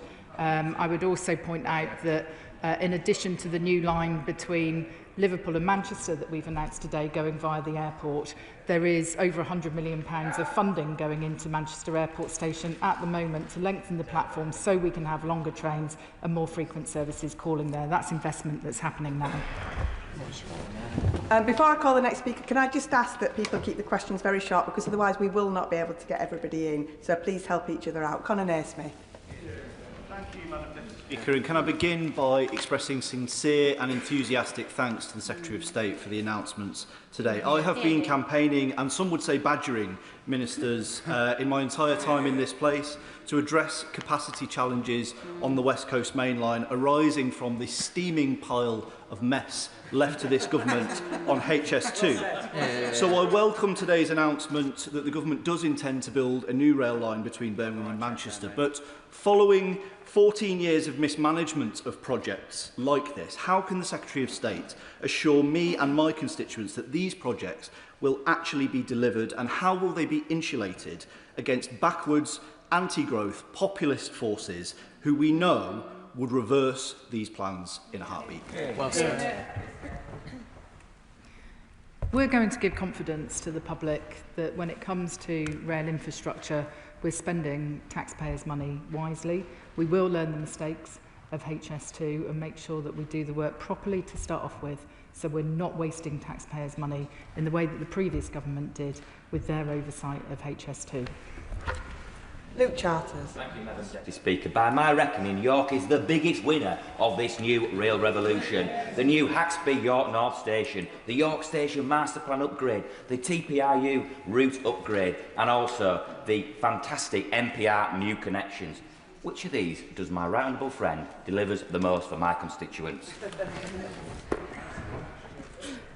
I'm not entirely sure how to answer that question, Madam Deputy Speaker. He's been a fearsome advocate for his constituents, improving public transport in York and the surrounding areas. I was delighted when we could confirm that we were going to progress Haxby Station in his constituency at the spending review, and I look forward to working with him further to unlock the potential in that city and that region as a result of the proposals that we've announced today. Elsie Blundell. Madam Deputy Speaker, I welcome the announcement made today, which will unleash the potential of our northern regions and open the door to opportunities that have historically been denied to my constituents and so many across the north. Would my right honourable friend agree with me that it is the bold and ambitious schemes like Northern Powerhouse Rail that will silence the north's detractors, not that many are in their places today, from the Tories who left our rail network in the north of England on the brink of collapse to Reform who do nothing but talk down the promise of our proud and pioneering region? I couldn't have put it better myself, Madam Deputy Speaker, and I think she is right that the public want us to be ambitious for the North and to make sure that the benefits of economic growth are spread fairly across the country, and that's precisely what our announcements today with Northern Powerhouse Rail will do. Dave Robertson. Speaker, for 17 long years, constituents across Lichfield, Burnt with the villages have had to deal with the complete failure of HS2 Limited, while ministers were asleep at the wheel, and the chaotic Conservative cancellation of that scheme did nothing to alleviate those problems and instead replaced it with uncertainty on uncertainty on uncertainty. Unfortunately, all today's statement does is confirm that that uncertainty will continue for at least another 2 decades. So can the Secretary of State confirm for me that HS2 Limited, who are so hated by my constituents, will have absolutely no part in any rail infrastructure project north of Handsacre, that she will urgently ensure that me and other Staffordshire MPs have an opportunity to meet the Rail Minister, and that we can commit to the redesign for the Birmingham or the Handsacre to Manchester leg of HS2 to be completed quickly with a view to releasing as much safeguarded land as possible, as quickly as possible, so that constituents across my constituency, Staffordshire and further north, do not have to continue to deal with the problems that they've faced for so long. I will ensure that the Rail Minister meets with the honourable gentleman and regional colleagues. I do recognise that in taking the right long-term strategic decision about capacity and providing more capacity on the West Coast Main Line in future, that there will be some people today who are dealing with more uncertainty, and I want to work with him and with HS2 to make sure that we treat those people with the respect that they deserve, and that we seek to minimise the disruption to people's lives as far as possible. Sean Davies. Conservative government, Telford became one of the largest towns in the country without a direct link into London. A train line which is overcrowded into Birmingham and into mid-Wales, and private operators falling over themselves to provide a solution being blocked by the Office of Road and Rail. I welcome today's announcements, particularly around the links between Birmingham and Manchester, but will she meet with me or the Rail Minister to explore all options to get Telford connected to the capital? I'd be very happy to organise a meeting between him and the Rail Minister. He refers to some of the congestion challenges on the West Coast Main Line with regard to train paths and actually putting new services on. And that is why we have taken that long-term strategic decision today, recognising that we will have to address congestion and capacity challenges on that part of the rail network. And as I say, I'd be happy to organise that meeting for him. Thank you, Madam Deputy Speaker. And like you, I am a proud Northerner, but for too long we've had to face challenges of underinvestment in the North. So this is good news, particularly for Yorkshire. The plans for Northern Powerhouse Rail, alongside the upgrades to the Trans-Pennine route, which is on time and on budget, will be a game changer for our communities and economy. So can the Secretary of State state how this will particularly support regeneration and communities in northern towns like Huddersfield, and how MPR will build on and connect to the Trans-Pennine route upgrade? Phase 3 of the plans that we have announced today will deliver improvements above and beyond the work that is happening at the moment with the Trans-Pennine route upgrade. And she's right to highlight the success of that programme in being on time and on budget, very different from the mega project of the HS2. And I'm very keen that we emulate the successes of the Trans-Pennine route upgrade through Northern Powerhouse Rail. Of course, it provides great opportunities as well to the thousands of people who are currently employed on the Trans-Pennine route upgrade, who can go on and get jobs working on the Northern Powerhouse Rail programme in future. Jill Derman. Thank you, Madam Deputy Speaker. This is brilliant news today, not just for the north of England, but for North Wales too. With investment already in place for the North Wales Main Line, this will give us better connectivity for tourism and for employment and leisure to our great northern cities and beyond. So does the Secretary of State agree with me that we must continue to work together cross-border to give my constituents in Clwyd North the seamless transport system they deserve? I do agree with my honourable friend, and I have a very close working relationship with Ken Skates, the Welsh Cabinet Member for Transport. He and I working on how best to prioritise that record £445 million that the government committed at the spending review to improve Welsh rail infrastructure. And I'm always happy to talk to her about her ideas about what more we could do to improve the experience of the travelling public in Wales.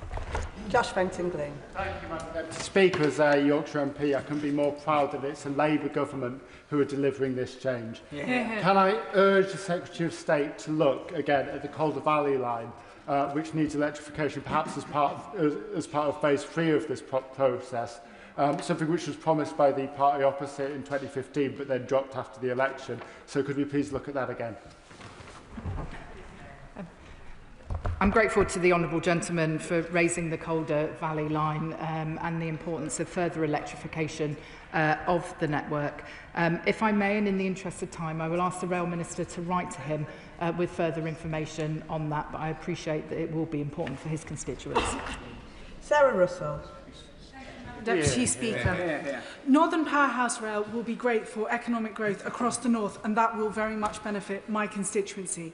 My constituency is geographically located in such a way that it should be great to travel to London, to Liverpool and to Manchester. Sadly, at the moment, it is usually terrible for travelling to any of them. Will the Minister please meet with me and talk to me about both accessibility at Sandbach Station, but also the quality and regularity of services across all of those areas, and how we can make Northern Powerhouse Rail deliver for Cheshire?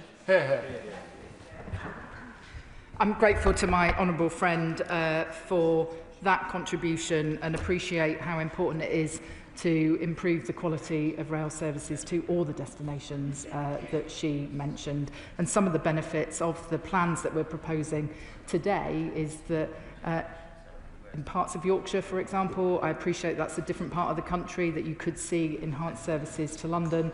I'd be happy to have a meeting with regional colleagues to discuss the specific issues that she has raised.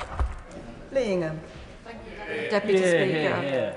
And I understand why today the Secretary of State has taken the sensible, long-term decision she has on the future capacity needs on the West Coast Main Line. But for residents in my constituency of Stafford, Eccleshall and the Villagers, who've had 17 years of worrying, it is more years of worrying for them. Can she assure me that she will listen to the concerns of businesses and residents nearby when making decisions about land powers going forward? And can she meet with myself and other impacted Staffordshire MPs to discuss this further? I thank the Honourable Lady for her question and for the measured approach with which she has put that. I do know that this is an issue close to the heart of her constituents, and I know that the Minister for Rail is very keen to engage further with her and other affected members on this issue, and I can assure her that he will be in touch shortly to discuss the issues and a way forward. Adam Jurgay. Thank you very much, Madam Speaker. I welcome the Secretary of State's commitment to improve connections to Manchester Airport, so I hope she'll support my calls for a direct line between Stoke-on-Trent railway station, which serves most of my constituents in Newcastle and Manchester Airport. As the Secretary of State heard from my colleague from Stafford and from Lichfield, a number of Staffordshire colleagues, whilst welcoming the intent and ambition of this statement, have concerns and questions about the impact locally. I've heard from countless people in Newcastle and Lyme with their experience of the disgraceful and failed HS2 project. People in my constituency want clarity, to be heard and to know that there will be no repeat of the distress and destruction they were forced to live with. I'm grateful to her offering us a meeting with the Rail Minister, but I say to the Secretary, we would benefit hugely from a meeting with her as soon as possible. I'd be very happy to join that meeting that I have already committed to on behalf of the Rail Minister, and I think given the breadth of issues that have been raised today, I think that would be appropriate. And just on the issue of direct service from Stoke to Manchester Airport, I do know that West Midlands Trains is considering the feasibility of amending its Stafford to Crewe service. Kirith Entwistle. Speaker, I welcome the fact that we are delivering Northern Powerhouse Rail, promised by the Tories, abandoned by the Tories, and now delivered by this Labour government. This will make a big difference to my constituents in Bolton North East, but Madam Deputy Speaker, it would be remiss of me not to take this opportunity to put on record my ask of the Secretary of State to work with the Mayor of Greater Manchester on extending the tram line into Bolton North East, and also ensuring better services on both Northern Rail and Avanti West Coast services.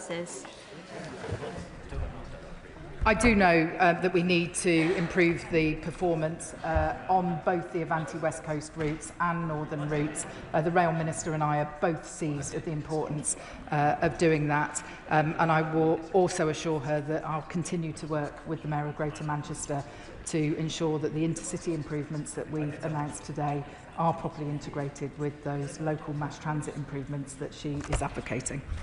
Jonathan Davies.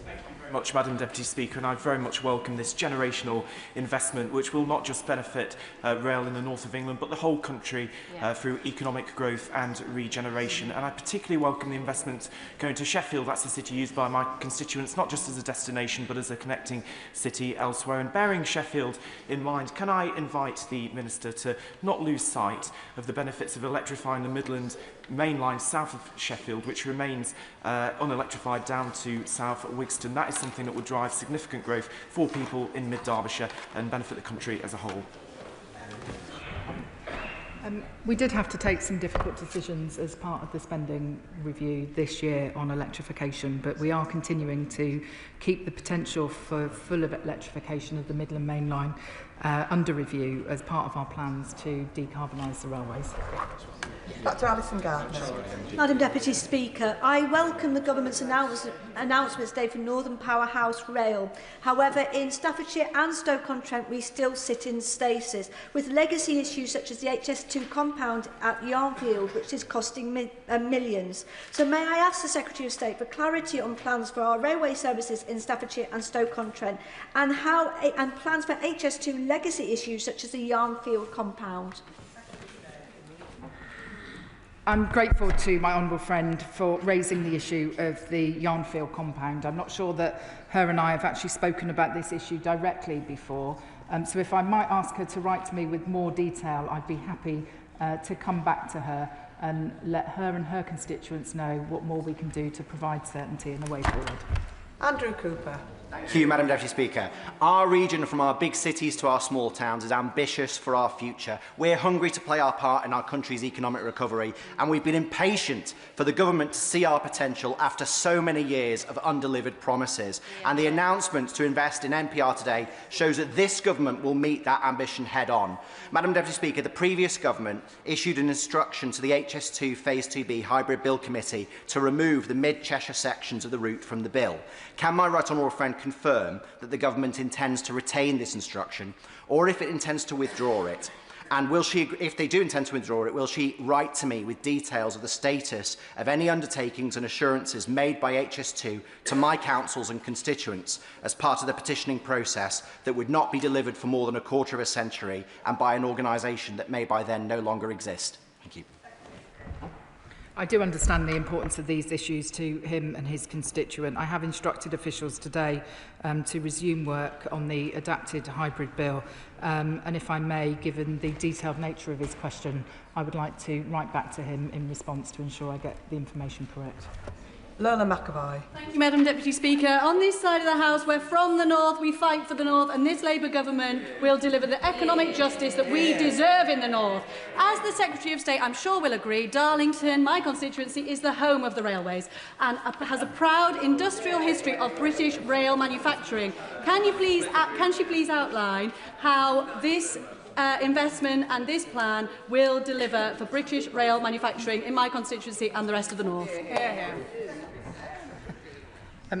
I'm left under no illusions, Madam Deputy Speaker, that my honourable friend is from the North and will fight for the North. And having enjoyed a very hospitable evening with her in Darlington at the Hitachi rail manufacturing plant, I know how critical that employer is to her region, and I'm pleased that the announcements that we are making today is not only an investment in rail infrastructure, but it is a down payment on that manufacturing base and their future, and realising the full economic potential of the region. Final question on this statement, James Nash. Madam Deputy Speaker, over the past 5 years, per head transport spend in the East Midlands has fallen to just 54% of the UK average, which is the lowest of any region or nation.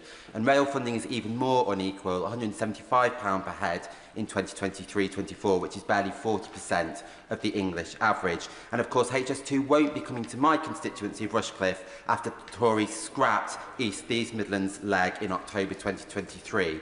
So while I welcome the ambition and the scale of this announcement today, can I ask the Secretary of State to once more look at electrification of the Midland Main Line, which will have an immediate economic impact and can be delivered in this Parliament? As I said to my honourable friend earlier, we are keeping this under review. We did have to take the difficult decision not to fund it in the spending review. That's not to say that his constituents aren't benefiting from improvements on the railway, and I know my friend, the local Transport Minister, is particularly excited about the new fleet of East Midlands trains, which are providing a much better passenger experience for his constituents, and we're determined to keep building on those sorts of improvements. That concludes the statement on the Northern Powerhouse Rail. Point of order, Sarah Perching. Thank you, Madam Deputy Speaker. I believe that the Secretary of State has inadvertently misled the House as regard to our voting record. We have always supported more transport in the North. Can I ask the Speaker's advice as to how we correct the record? Grateful to the honourable member for letting the Chair know that she wished to raise this matter. The Chair is not responsible, however, for how the Secretary of State answered her question.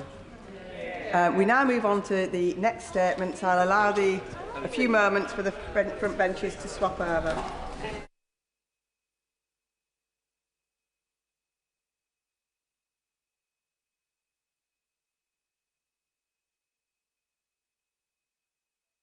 Secretary. Thank you, Madam Deputy Speaker. With permission, I will make a statement on the decision to ban the travelling fans of Maccabi Tel Aviv from attending a game at Villa Park in November last year. This decision was taken by Birmingham City Council following the advice of the Safety Advisory Group, who acted on a recommendation by West Midlands Police. The House will be familiar with much of the detail in relation to this matter, not least as the Home Affairs Select Committee has applied itself to this with its customary forensic focus. But it is important to begin this statement by laying out the facts. On the 8th of October, at a meeting with a number of Chief Constables from across the country, I was informed that West Midlands Police was considering its options to ensure the game could be conducted safely.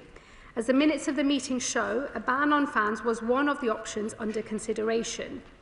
Policing decisions such as this are subject to operational independence. Politicians cannot dictate how the police choose to manage risk.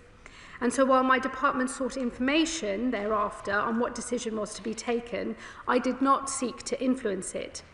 I did not because I could not, while a range of options were still under consideration.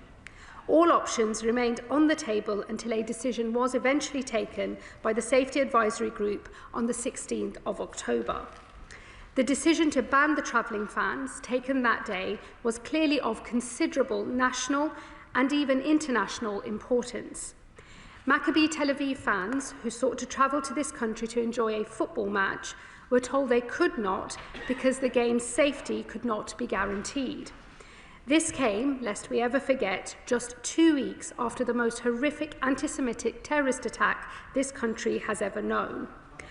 On October the 16th, the day the decision was taken, the Prime Minister and I both voiced our considerable concern, setting out our belief that the game should go ahead with all fans present. The government sought further information from West Midlands Police and offered the resources required to ensure the game could go ahead. A subsequent meeting of the Safety Advisory Group was then arranged on the 24th of October. At this moment, the Chair requested, and I quote, a wholly fresh consideration of the issue, at which point the intelligence provided by West Midlands Police hardened and the recommendation to ban fans was upheld. In the days that followed, it was clear to me that an external review of the decision was required, as well as a review of wider questions around safety advisory groups. On 31st of October, I commissioned a rapid review by His Majesty's Inspector of Constabulary, Fire and Rescue Services, Sir Andy Cook. And on the 27th of November, as the intelligence the force provided was called into doubt, I asked him to look specifically at that question. Today, I have received Sir Andy's interim report, and a copy has been placed in the library of the House. Sir Andy's findings are damning. There is no other way to describe them. The force, we now discover, conducted little engagement with the Jewish community and none with the Jewish community in Birmingham before a decision was taken. As Sir Andy himself says, it is no excuse to claim, as the force now does, that there were high holy days during this time that prevented this engagement. Most concerningly, Sir Andy describes an approach taken by West Midlands Police that he characterises as, and I quote, confirmation bias.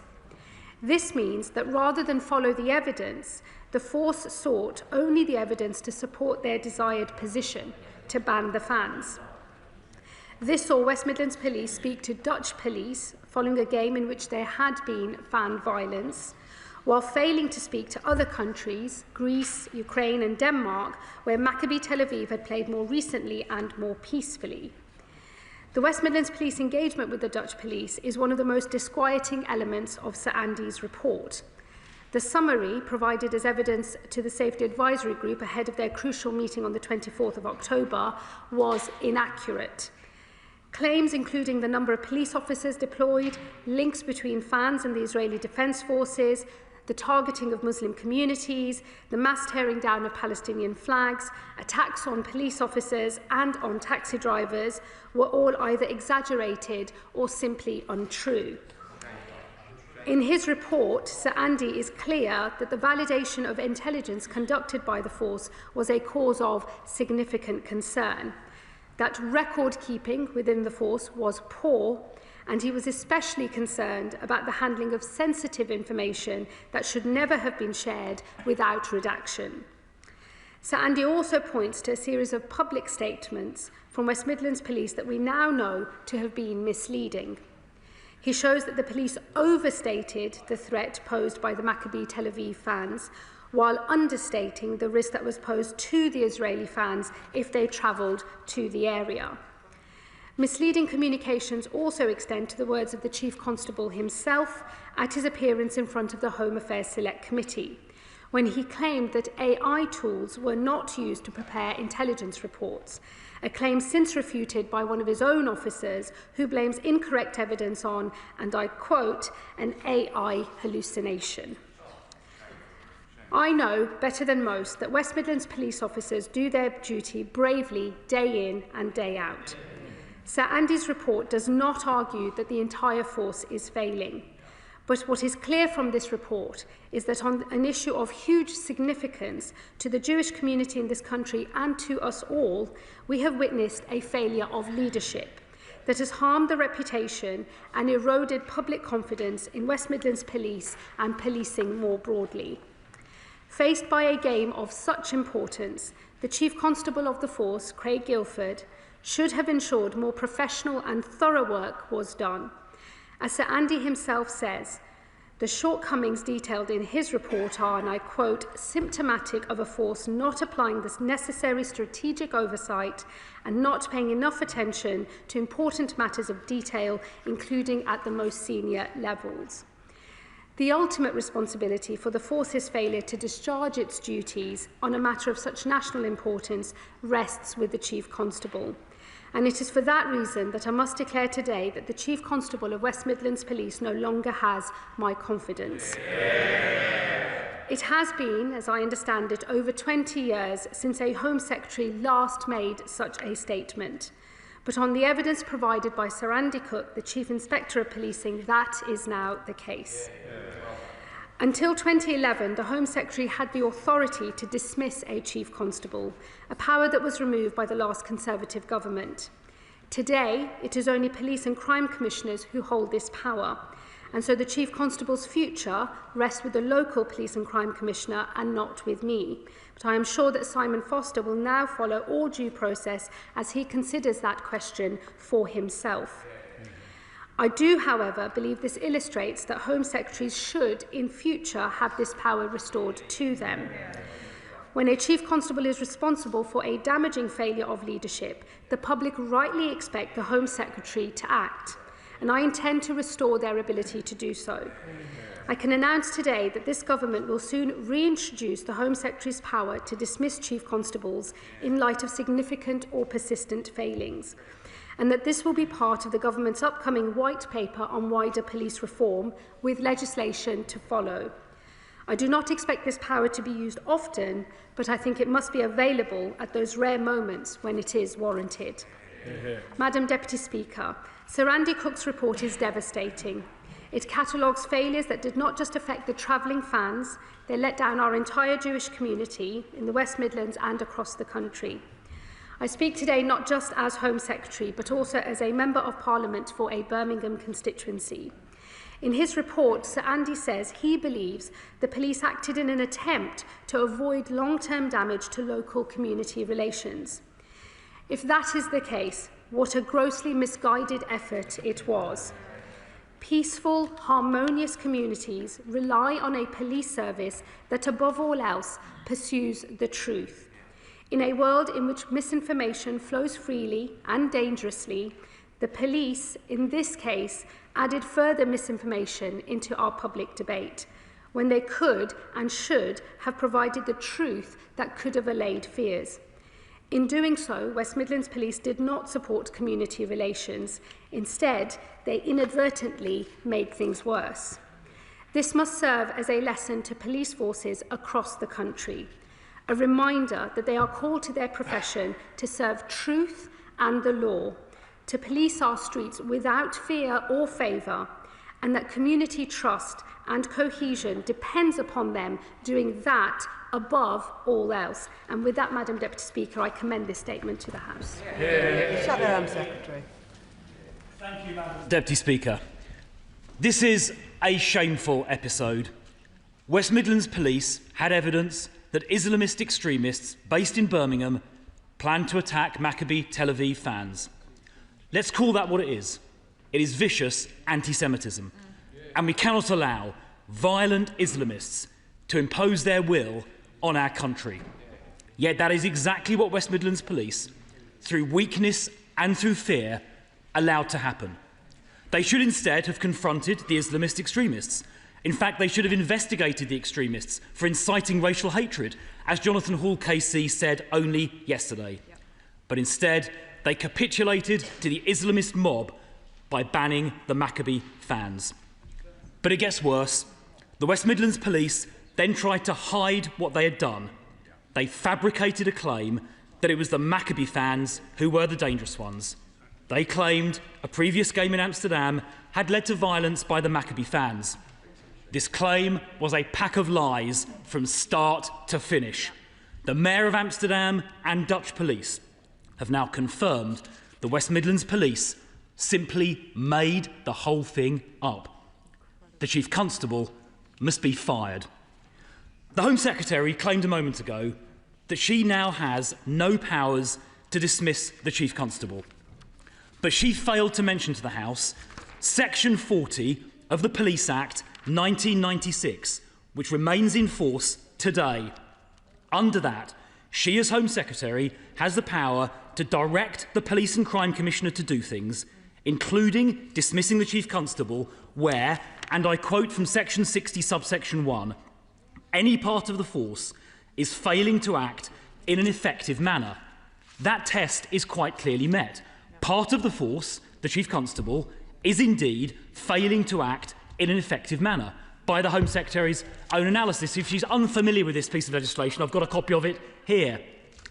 The Home Secretary must today use her Section 40 powers to go through the process to direct the Police and Crime Commissioner Simon Foster to dismiss Craig Guildford. She must stop pretending to have no power and actually act.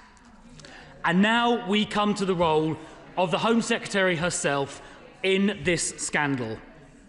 In a briefing to the BBC on the 17th of October, a source close to the Home Secretary, which we all know means her special advisor acting with her authority, said the Home Secretary first knew about the possibility of a ban the previous evening, the 16th of October.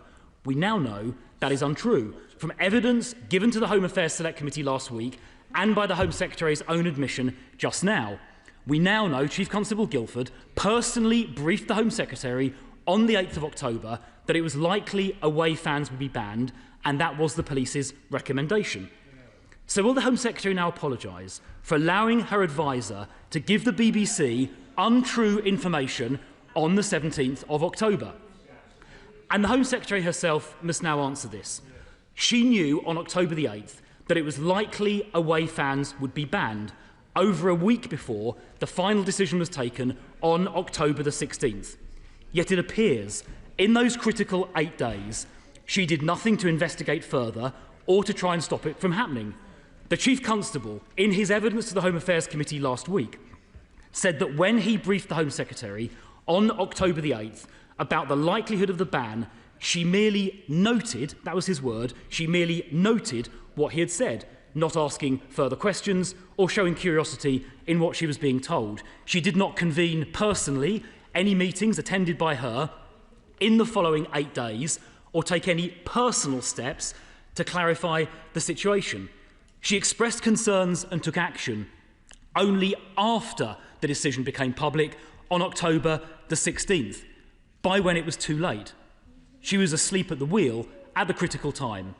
Given the disgraceful events that followed, does the Home Secretary now accept that she was wrong to personally ask no questions? Officials may have asked questions, but she didn't personally ask any between October the 8th and October the 16th. Does she accept it was wrong to stand by and do nothing during those critical 8 days? And by the time she did take action after the 16th, it was too late. And by standing by during those critical 8 days, she allowed the ban to happen and let the Islamists win. Will the Home Secretary apologise to the House for that inexcusable inaction during those 8 critical days? And will she also commit to exercising her Section 40 powers to direct the Police and Crime Commissioner to dismiss the Chief Constable? Secretary. Thank you, Madam Deputy Speaker. Let me just first say to the Shadow Home Secretary, I have a long and very personal experience of standing up to extremists in Birmingham, not least in the last general election campaign. I think my track record speaks for itself, and I am a woman who knows of what she speaks. Unlike clearly him, Madam Deputy Speaker, the Shadow Home Secretary appears to be unfamiliar with the law or indeed Sir Andy's findings in his report. So let me remind him of a few things. Firstly, it was the Conservative government that removed the Home Secretary's direct power to remove a Chief Constable. It used to be a power contained within Section 42 of the Police Act 1996. That was repealed by the Conservatives in their 2011 Police and Social Responsibility Act, which explicitly removed the power. And I will quote from the explanatory notes of that Act, and I do believe that the Honourable Member for West Suffolk is very aware of what is in these explanatory notes, as I suspect he drafted them and approved them when he advised the former Home Secretary Baroness May. Those explanatory notes say the Secretary of State does not have power to direct a Police and Crime Commissioner to suspend or remove a Chief Constable. That is the law passed by the previous Conservative government themselves. And as he should well know, if he made himself familiar with how the law is to be interpreted and to be implemented, he would know that Section 40 of the Police Act, which remains in force in the 2011 Act, cannot be read in isolation. When these matters will be litigated before a court will be very aware of the direct powers removed by the repeal of Section 42. You cannot read the two things in isolation, and if he paid any attention to the detail, he would know that, and he would know that the Home Secretary does not have the power he claims that I do. Secondly, Madam Deputy Speaker, I would suggest that he and other honourable members, for their own interest, do actually pay attention to what Sir Andy has written in his report of today. At page 11, he deals with what the Chief Constable has suggested was the reading of the meeting that took place on the 8th of October. Let me just give a bit of context to the House. That is a meeting of police chiefs that I called myself following the attack in Manchester on the 2nd of October. I had already announced that I was going to look at police protest powers, and I had asked the most senior chief constables in the land, the National Police Chiefs Council, the College of Policing, and indeed Sir Andy Cook himself to attend a meeting with me. Towards the end of that meeting, we did some horizon scanning of other difficult decisions that were coming up that might have public order consequences, and this was one such matter. It was mentioned briefly by the Chief Constable, and his recollection of that is absolutely untrue. He did not say to me, or indeed anybody else in that room, that West Midlands Police had already made the decision to reduce the allocation of tickets to Maccabi Tel Aviv fans to 0, but that it was ultimately a decision for the SAG when it next met. That is absolutely categorically untrue. And I would say, given the seniority of everybody who was in the room that heard what was in fact said, if this was the case, it would have elicited a reaction, not just from me and my officials, but from many of the other senior policing officials who were present in that room. What was made clear to me is that the ban was a possibility, but it was one of a number of options that were being considered. And as late as the 15th of October, the football policing unit made clear to Home Office officials and the policing minister that all options were still on the table. And the next thing we or anybody else knew about it was when the decision was taken itself on the 16th of October. And so, Madam Deputy Speaker, I think it is important that all members stick to the facts in this matter, as Sir Andy has made clear in his factual findings in his report. There will be those who wish to play politics with this matter, but I'm afraid that does not meet the test of evidence as set out in the report. And I would recommend to the Shadow Home Secretary actually pay some attention to the detail on this matter. Valerie Vaz. Could the Home Secretary say, is she able to say, who the most senior police officer reviewed all the evidence, AI or otherwise, and signed off the decision? Well, ultimately, the final decisions in this matter in terms of the West Mids police recommendation to this safety advisory group was the Chief Constable himself. Dem spokesperson Will Foster.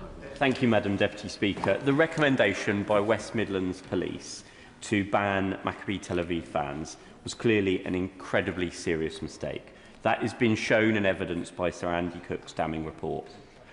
The way they made the decision, not just the decision, the fact that they covered up their misleading statements, it is absolutely damning.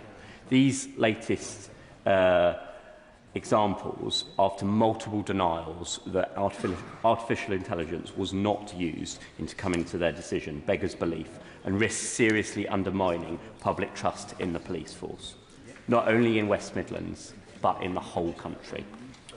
The Chief Constable of West Midlands does not have the Home Secretary's confidence. He doesn't have mine, and I assume he doesn't have most of the House.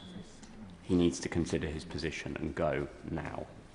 I'm pleased the Home Secretary did go quite unprecedented levels to say he should go, and I'm pleased that she's spoken to the House first. Will she later today be meeting with the the Police and Crime Commissioner to call for the Chief Constable to go? Madam Deputy Speaker, we need the Independent Office for Police Conduct to investigate what has gone on in West Midlands Police. Will the Home Secretary ensure that takes place? We have already seen delays to the Hillsborough Law and its duty of candour, including delays just this week. Does the Home Secretary agree with me that this incident shows the need for the Hillsborough Law to come under the statute book as soon as possible? And finally, we need urgent transparency and clarity on the use of AI by police forces. Does the Home Secretary agree with that, and what plans has she got to ensure guidance is given to police forces? Thank you, Madam Deputy Speaker. Let me thank the Lib Dem spokesperson for his remarks. Let me just say at the outset, I have, as a matter of courtesy, informed the Police and Crime Commissioner in advance of making the statement that I will be saying I do not have confidence in the Chief Constable of West Midlands Police, but I have also reiterated and made very clear that the process, any statutory process and any decision as to whether the statutory process for further action against the Chief Constable is a matter for the Police and Crime Commissioner himself. He must consider that on his own terms, and I'm sure he will be making his own statement once he's had a chance to absorb the findings of Sir Andy's report. And given that there could be a statutory process, I will not be commenting on what may or may not be happening going forward in order to respect the independence and integrity of any future decisions if they are in fact made. On the IOPC, let me just say to him, I do expect that the Police and Crime Commissioner will consider his position on this matter and approach the IOPC if he deems it necessary, but that is a judgment for him. I also expect the IOPC to consider whether these findings mean that they should use their own power of initiative to conduct an investigation. He will note that they are, of course, independent, and it would be improper for me to seek to direct them in any way, but they do have those powers. I believe they've already indicated they will consider the position again once they've had a chance to absorb the findings of Sir Andy's report. I agree with him. This case proves why we need a duty of candour on all public officials, and I look forward to the Hillsborough Law becoming an Act of Parliament at the earliest opportunity. And just to say, on the use of artificial intelligence by police forces, I will be returning to these matters when I publish and come to the House to make a statement on the Policing Reform White Paper. I think it's important because AI is an incredibly powerful tool which can and should be used by our police forces, but regulating it to make sure it's always accurate is something that is of legitimate concern to us all, and I'll be saying more about that in due course. Dr. Peter Prinsloo. Thank you, Speaker, and I thank the Home Secretary for her statement. It is disappointing, but perhaps unsurprising, that some of the evidence presented to the Select Committee was an AI hallucination. But as I look to the back of the opposite row, does the Secretary of State share my suspicions that there was indeed political interference with the work of the Birmingham Safety Advisory Group? And what will happen if this turns out to be the case? Secretary. Well, look, having commissioned Sir Andy to investigate these matters, I think it's important that we reflect on his findings, and he did find that there was no evidence that police officers were motivated either by anti-Semitism or as a result of political interference or were otherwise behaving with malign intent, and I think it's important that I follow those findings that the independent inspector has made and act accordingly. Ayub Khan. Madam Deputy Speaker, this is truly a sad day for British politics, and despite all the rhetoric we have in this House, Brummies know the truth, that this is nothing but a witch hunt, and the Chief Constable is being thrown under the bus. The Home Secretary knows all too well that West Midlands Police have a reputation for working with all communities. They have never caved into community pressure. We all know this because we regularly have far-right protests and marches in our city. The police could have done a better job in terms of procedure, yes, but their reasons for banning Maccabee fans was the same from day one. We all know the unashamed racism and violence, that is the reason why they were banned, and that would have been brought to the streets of Birmingham. Order, order, order. I am sure that the honourable gentleman is getting to his question. Ayub Khan. The police did their job and now they are being punished for it. So I ask the Home Secretary, is it worth throwing our Chief Constable under the bus just to show that the words of right-wing media and Dutch officials under pressure from Amsterdam City Hall matter more than our British police? I mean, the honourable member, I believe, used to be a barrister. You'd think that he might be more cognizant of the actual facts in this matter. I am responding to findings made by His Majesty's Inspector of Constabulary and Fire and Rescue Services. That is the independent inspector of policing. It is a sad day for all those who believe that policing should occur without fear or favour. I would encourage him to read the actual letter from Sir Andy Cook, published today, in detail, and reflect on whether he believes that we as a country should be able to rely and trust all information put out by the police. He purports to speak for every Brummie in the city. I think other Brummies in this chamber know that is simply not the case. I'll tell you what every Brummie and indeed every citizen of our great country needs and deserves, that when the police carry out a risk assessment, that we can trust it and that we can rely on it, and that they will always be open and frank about what is really going on. That is not what happened in this case, and it is what we all should expect and deserve, whichever community we belong to. It is what we all need for our collective safety and the cohesion of our country. Graham Stringer. Thank you, Madam Deputy Speaker. It's absolutely clear that by lies and conspiracy, the Chief Constable of the West Midlands created a no-go area for Jews in one of our major cities. He cannot, by whatever mechanism, continue in office, but will the Home Secretary consider prosecuting the Chief Constable for malfeasance in public office or in some other ways? We cannot let an appalling activity by a public servant continue in this way by just sacking him. Home Secretary.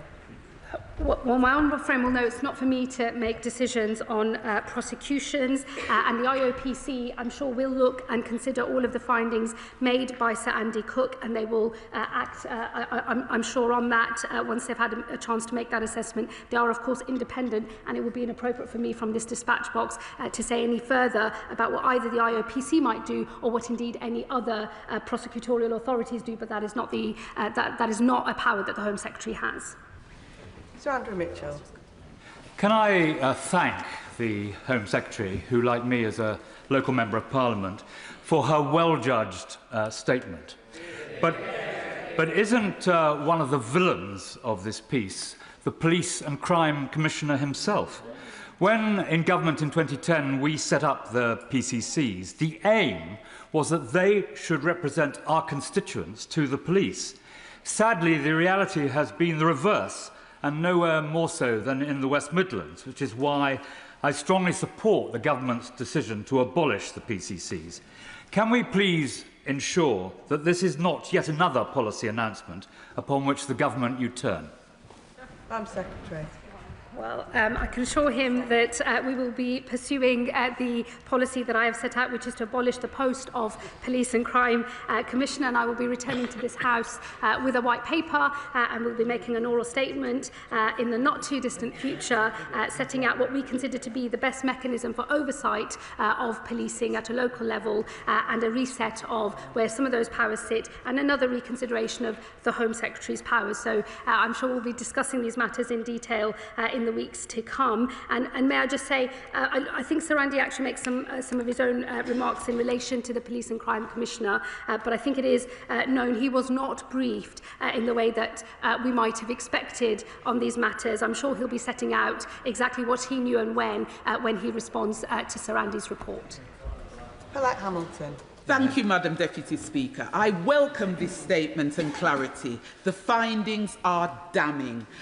In my community, I was born and bred in Birmingham, and I am a local MP. And in my community, there is very little trust in the police. Can the Secretary of State agree with me that in an increasingly political world, it is important that in future, all Chief Constables need the skills to work in this new world, and that it is important that they are able to engage with all communities? Thank you, Madam Deputy Secretary. Well, I thank my honourable friend and fellow Birmingham colleague for her remarks and her question.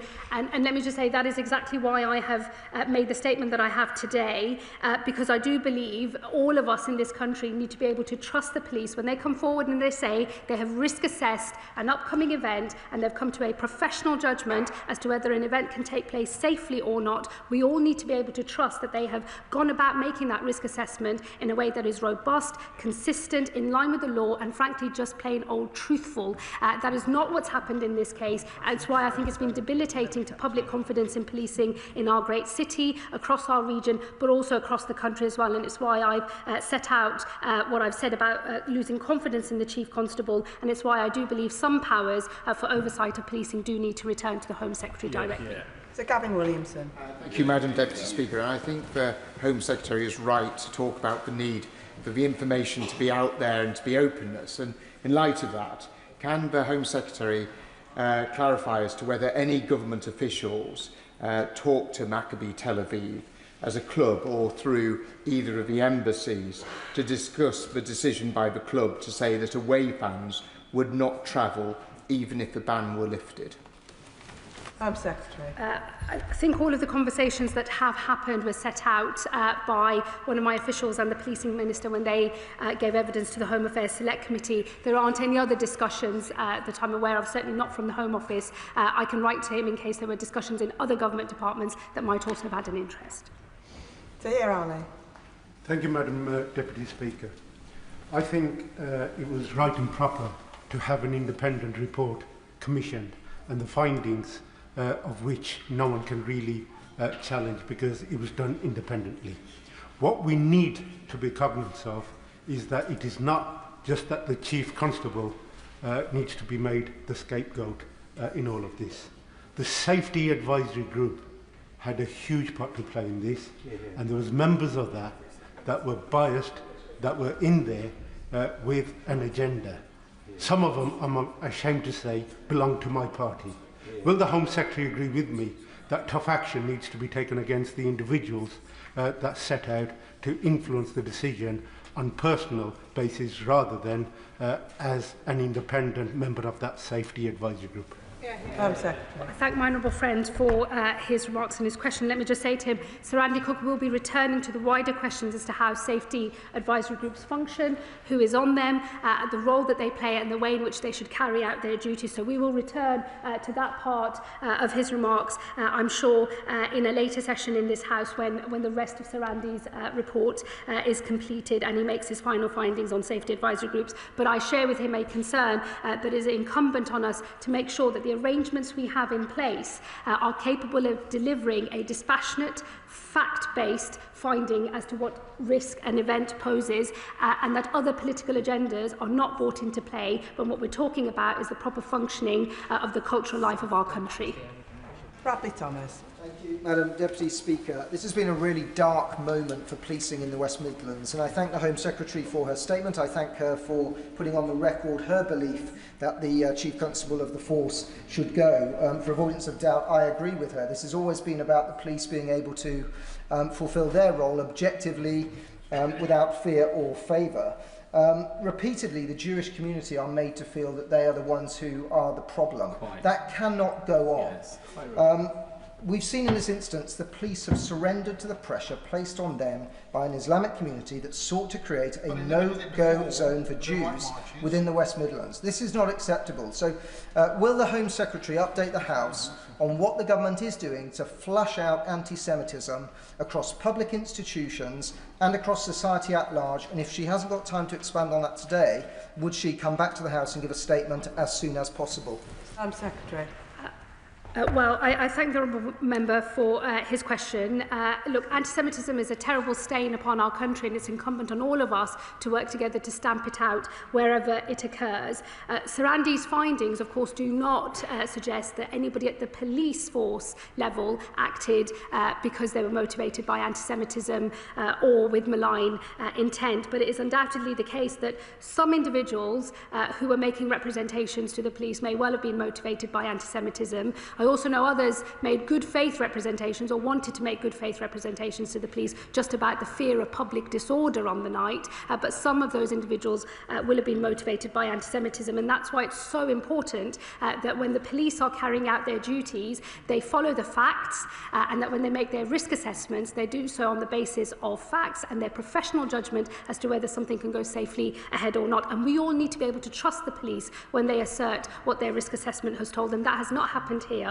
Sir Andy will come back with further findings about the functioning of safety advisory groups, and I'm very happy to discuss those with him and others in this House, as well as wider policy measures that I believe we will need to take as a government and as a country to stamp out anti-Semitism once and for all. Gurinder Singh Jersan. Thank you, Madam Deputy Speaker, and I thank the Home Secretary for her statement. The West Midlands is an incredibly diverse area, and this whole episode has had a significant impact on community cohesion and competence in West Midland Police, particularly amongst the Jewish community, but amongst all communities. I therefore add my voice to the call for the Chief Constable to resign his position forthwith, and others involved in this shameful episode should also consider their position too. The police have a duty to act without fear or favour. Engaging with selected people or organisations is always a recipe for disaster, particularly as community groups very often have their own agendas. As somebody who has engaged in many safety advisory groups over the years as an event organiser, it's clear that the rules that need changing, that there must be more transparency, and the ability to manipulate their proceedings must be removed. So will the Home Secretary provide more information about the review into safety advisory groups that she's announced? Secretary. I thank my honourable friend. I expect to receive Sir Andy's further findings, particularly in relation to how safety advisory groups function and what changes we might need to make within the next couple of months, no later than that. And I will return to the House to enable all members to take part in a debate once those findings are out. And what I would say is I agree with him. In the end, all of us, we are all safer when we know that we can rely on the police to do their job without fear or favour. We do none of our ethnic minority communities, or indeed any minority community of any description, any favours, if we allow a suggestion to take hold that the police change their responses to things based on which community is involved. Everybody is safe when we know we can trust the police to follow the facts and do their jobs properly. Sir Oliver Dowden. Thank you, Madam Deputy Speaker. The Jewish community in this country, including many in my constituency, feel under siege right now. And sadly, this is not an isolated example. It's just another example of where elements of the British state appear to err on the side of the aggressor in the name of community cohesion. We have another example before us, and will the Home Secretary, in her capacity as a senior member of the government with responsibility for tackling extremism, take the same robust approach to schools that are banning Jewish members of Parliament from visiting them on exactly the same community cohesion grounds? It has to stop, and a more robust approach must be taken by the government. Home Secretary. Thank the honourable member. Let me say to him the incident of banning of a Jewish member of Parliament from a school is obviously disgraceful, and he will know that other senior members of the government have already spoken out about this case. It is unacceptable. I hope he will see that the approach I have taken since I've been Home Secretary is to ensure that the law of our land is applied equally, without fear or favour, and in a consistent manner that gives every community across the country a sense of what they can expect from their local police, without feeling that they're in a postcode lottery, and it very much depends on the nature of your chief constable or the approach they take locally. That's exactly what I'm trying to achieve with protest powers, with wider thresholds in relation to the Public Order Act, where I've asked for an independent review by Lord Ken MacDonald, which will report soon. My intention is to make sure that every citizen of our country knows when it comes to all matters of law and order, we are all on exactly the same equal position, and that is the thing that I think is right for all of our citizens. David Pinto-Tuchinski. Thank you, Madam Deputy Speaker, and I welcome the Home Secretary's statement. The picture Sir Andy paints of serial failings in the West Midlands Police is utterly shocking, and the Home Secretary is completely right to withdraw confidence. Given the huge damage the saga has caused, what does the Home Secretary think can be done to make sure something like this never happens again? Home Secretary. Well, I think this matter has been of interest to all policing leaders across the country, and it is why I address the final remarks in my statement to policing leaders everywhere, because I think it's important that we learn the lessons from this event, and I hope that everybody will hear the message loud and clear. Operational independence will always be respected, but we all as a country, everyone, every citizen and every one of us as parliamentarians and as members of the government need to know that when the police make a risk assessment, we can trust that assessment and that we can rely on it. Mike Wood. Thank you, Madam Deputy Speaker. I'm proud that my father was a West Midlands police constable for 29 years, policing football matches during some of the darkest days of English football. But the Home Secretary is clearly right that there has been a failure in the leadership of West Midlands police over recent months. The Prime Minister rightly said that oversight for the police ultimately lies with the Police and Crime Commissioner, and that doesn't seem to have happened in this case. The Police and Crime Commissioner also has specific responsibility for improving local relationships by building confidence and restoring trust in local communities, but both confidence and trust in West Midlands Police have clearly collapsed. The Home Secretary is right to say that the Chief Constable clearly needs to go, but shouldn't the Police and Crime Commissioner also be considering his position? Secretary. Well, I would direct the honourable member to the findings Sir Andy makes about what the Police and Crime Commissioner knew, and in fact he was not kept updated, but I'm sure he will be speaking himself once he has absorbed the findings made by Sir Andy, and I'm sure he'll be setting out what he thinks on these matters and what he intends to do next, but it's not for me to put words into his mouth. Maureen de Jos. Thank you, Madam Deputy Speaker. Although I am a proud Wolverhampton Wanderers football fan and as a season ticket holder regularly go to football games, for much of my life I was prevented from going to a football game and discouraged to go to a game because I was told that because I wore a turban and because of the colour of my skin I would be attacked. Can the Home Secretary please give some assurance to this House that we will never again have a situation in this country where football fans cannot go to a game because their safety cannot be guaranteed? My honourable friend makes the point very powerfully, and that is why it is so important that all police forces always do everything they can to ensure that matters of great cultural and sporting significance in this country can go ahead safely, and that people are not prevented from going and enjoying a game just because of who they are or the faith that they have. Dame Caroline Dinage. Much, Madam Deputy Speaker. Among the catalogue of failure here is the news that the decision was partly made on the basis of a hallucinated AI report about an entirely fictitious football match. I wonder what assessment the Home Secretary has made on the extent to which AI is being used by police forces across the country, and if she knows of any other consequential decisions that may have been made using unverified AI. And finally, last month, after 2 months, my Select Committee, Culture, Media and Sports Select Committee, finally received a response to our letter on this from, in this case, the Assistant Chief Constable, Mike O'Hara, who said, and I quote, "He was satisfied that the policing operation was conducted with communities and partners and was effective, proportionate, and maintained the city's reputation as a safe and welcoming place for everyone." What would be the Minister's message to him? Secretary. Well, I think the contents of that letter have now been superseded by the very august report and findings by Sir Andy Cook, and I would hope that everybody who has asserted that there was no problem here and everything has worked exactly as it should will now reflect on what they have said and done and give the rest of us confidence that these mistakes will not happen again. On AI, look, I think AI is an incredibly powerful tool and has a big role to play in assisting the police, particularly when it comes to sifting through evidence at speed and improving other productivity measures so that they can get on with the job of finding criminals and bringing them to justice. It's important that it's used in a way that is accurate and does not lead to misleading statements, as we've seen in this case, but also protects the validity of evidence, which ultimately has to be strong enough to hold up in a court of law. And that's why I'll be saying more in the Policing Reform White Paper in just a few weeks' time, setting out the government's approach and expectations of the rollout of AI to policing more broadly. Lawrence Turner. Thank you very much, Madam Deputy Speaker, and I thank my Right Honourable Friend Home Secretary for her statement.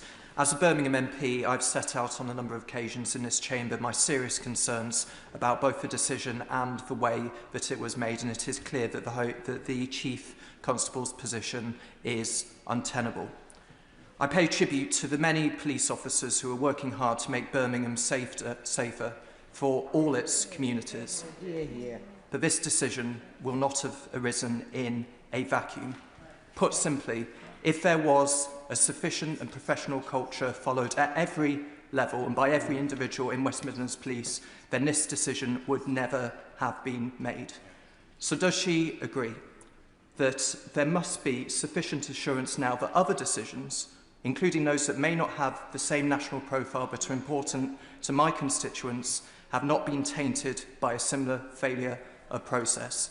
And if the Chief Constable does resign or if he is removed, does she agree also that measures must be put in place to make sure that the highest operational standards are maintained for everyone in Birmingham? Secretary. Well, I thank my fellow Birmingham Member of Parliament for his comments and his question. Let me just say to him, Sir Andy, in his report today, does not make a broader finding of systemic failure. The failures that have been highlighted in terms of the approach to evidence and the way in which the risk assessment was carried out is in relation to this specific event. He didn't give us cause for concern about broader West Midlands practice, but of course, I'm sure the Police and Crime Commissioner and others, myself included, and all Birmingham MPs will want to assure themselves of the robustness of the procedures that the West Midlands Police have in place. I'm sure we'll return to these matters as there are further developments in this case. Mark Pritchard. Madam Deputy Speaker, can I commend the Home Secretary for her robust statement today and the leadership that she's shown this afternoon.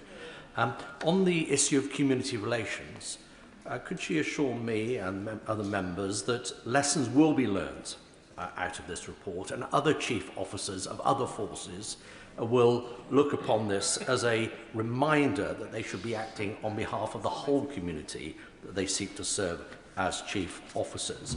She mentions on not being able to direct the PCC in the West Midlands to dismiss the Chief Constable. But can I ask whether she is confident that there will be no conflict or conflict of interest, or the PCC won't feel conflicted in taking action in removing the Chief Constable? And of course, the Chief Constable, I'm sure, still has honour and therefore might choose to resign. Secretary.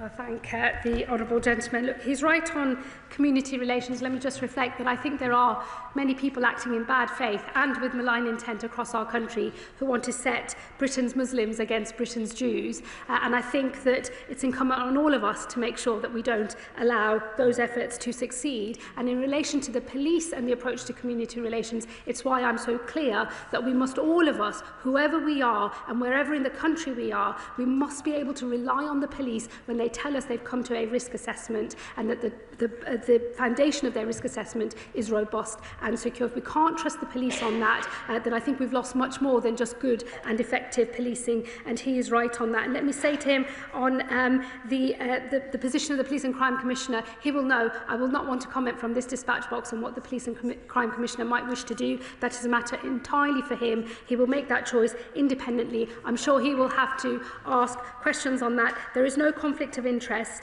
Let me assure him of that as well, simply because I have set out a view, having commissioned a report from the independent inspector. I think it's important I come to the House and set out my view, but the Police and Crime Commissioner is unfettered in terms of how he now approaches things, and that is a matter for him, and I've made that clear to him, as I'm sure all of his own legal advice will say so as well.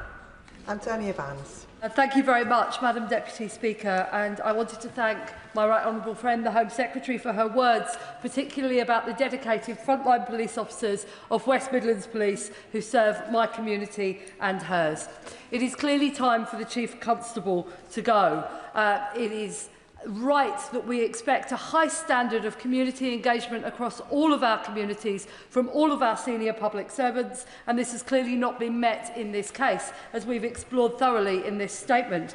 But I wondered if more broadly the Home Secretary might wish to comment on whether she might urgently bring forward a community cohesion strategy that tackles extremism, anti-Semitism and sets out clear expectations of how we live together in this great country of ours.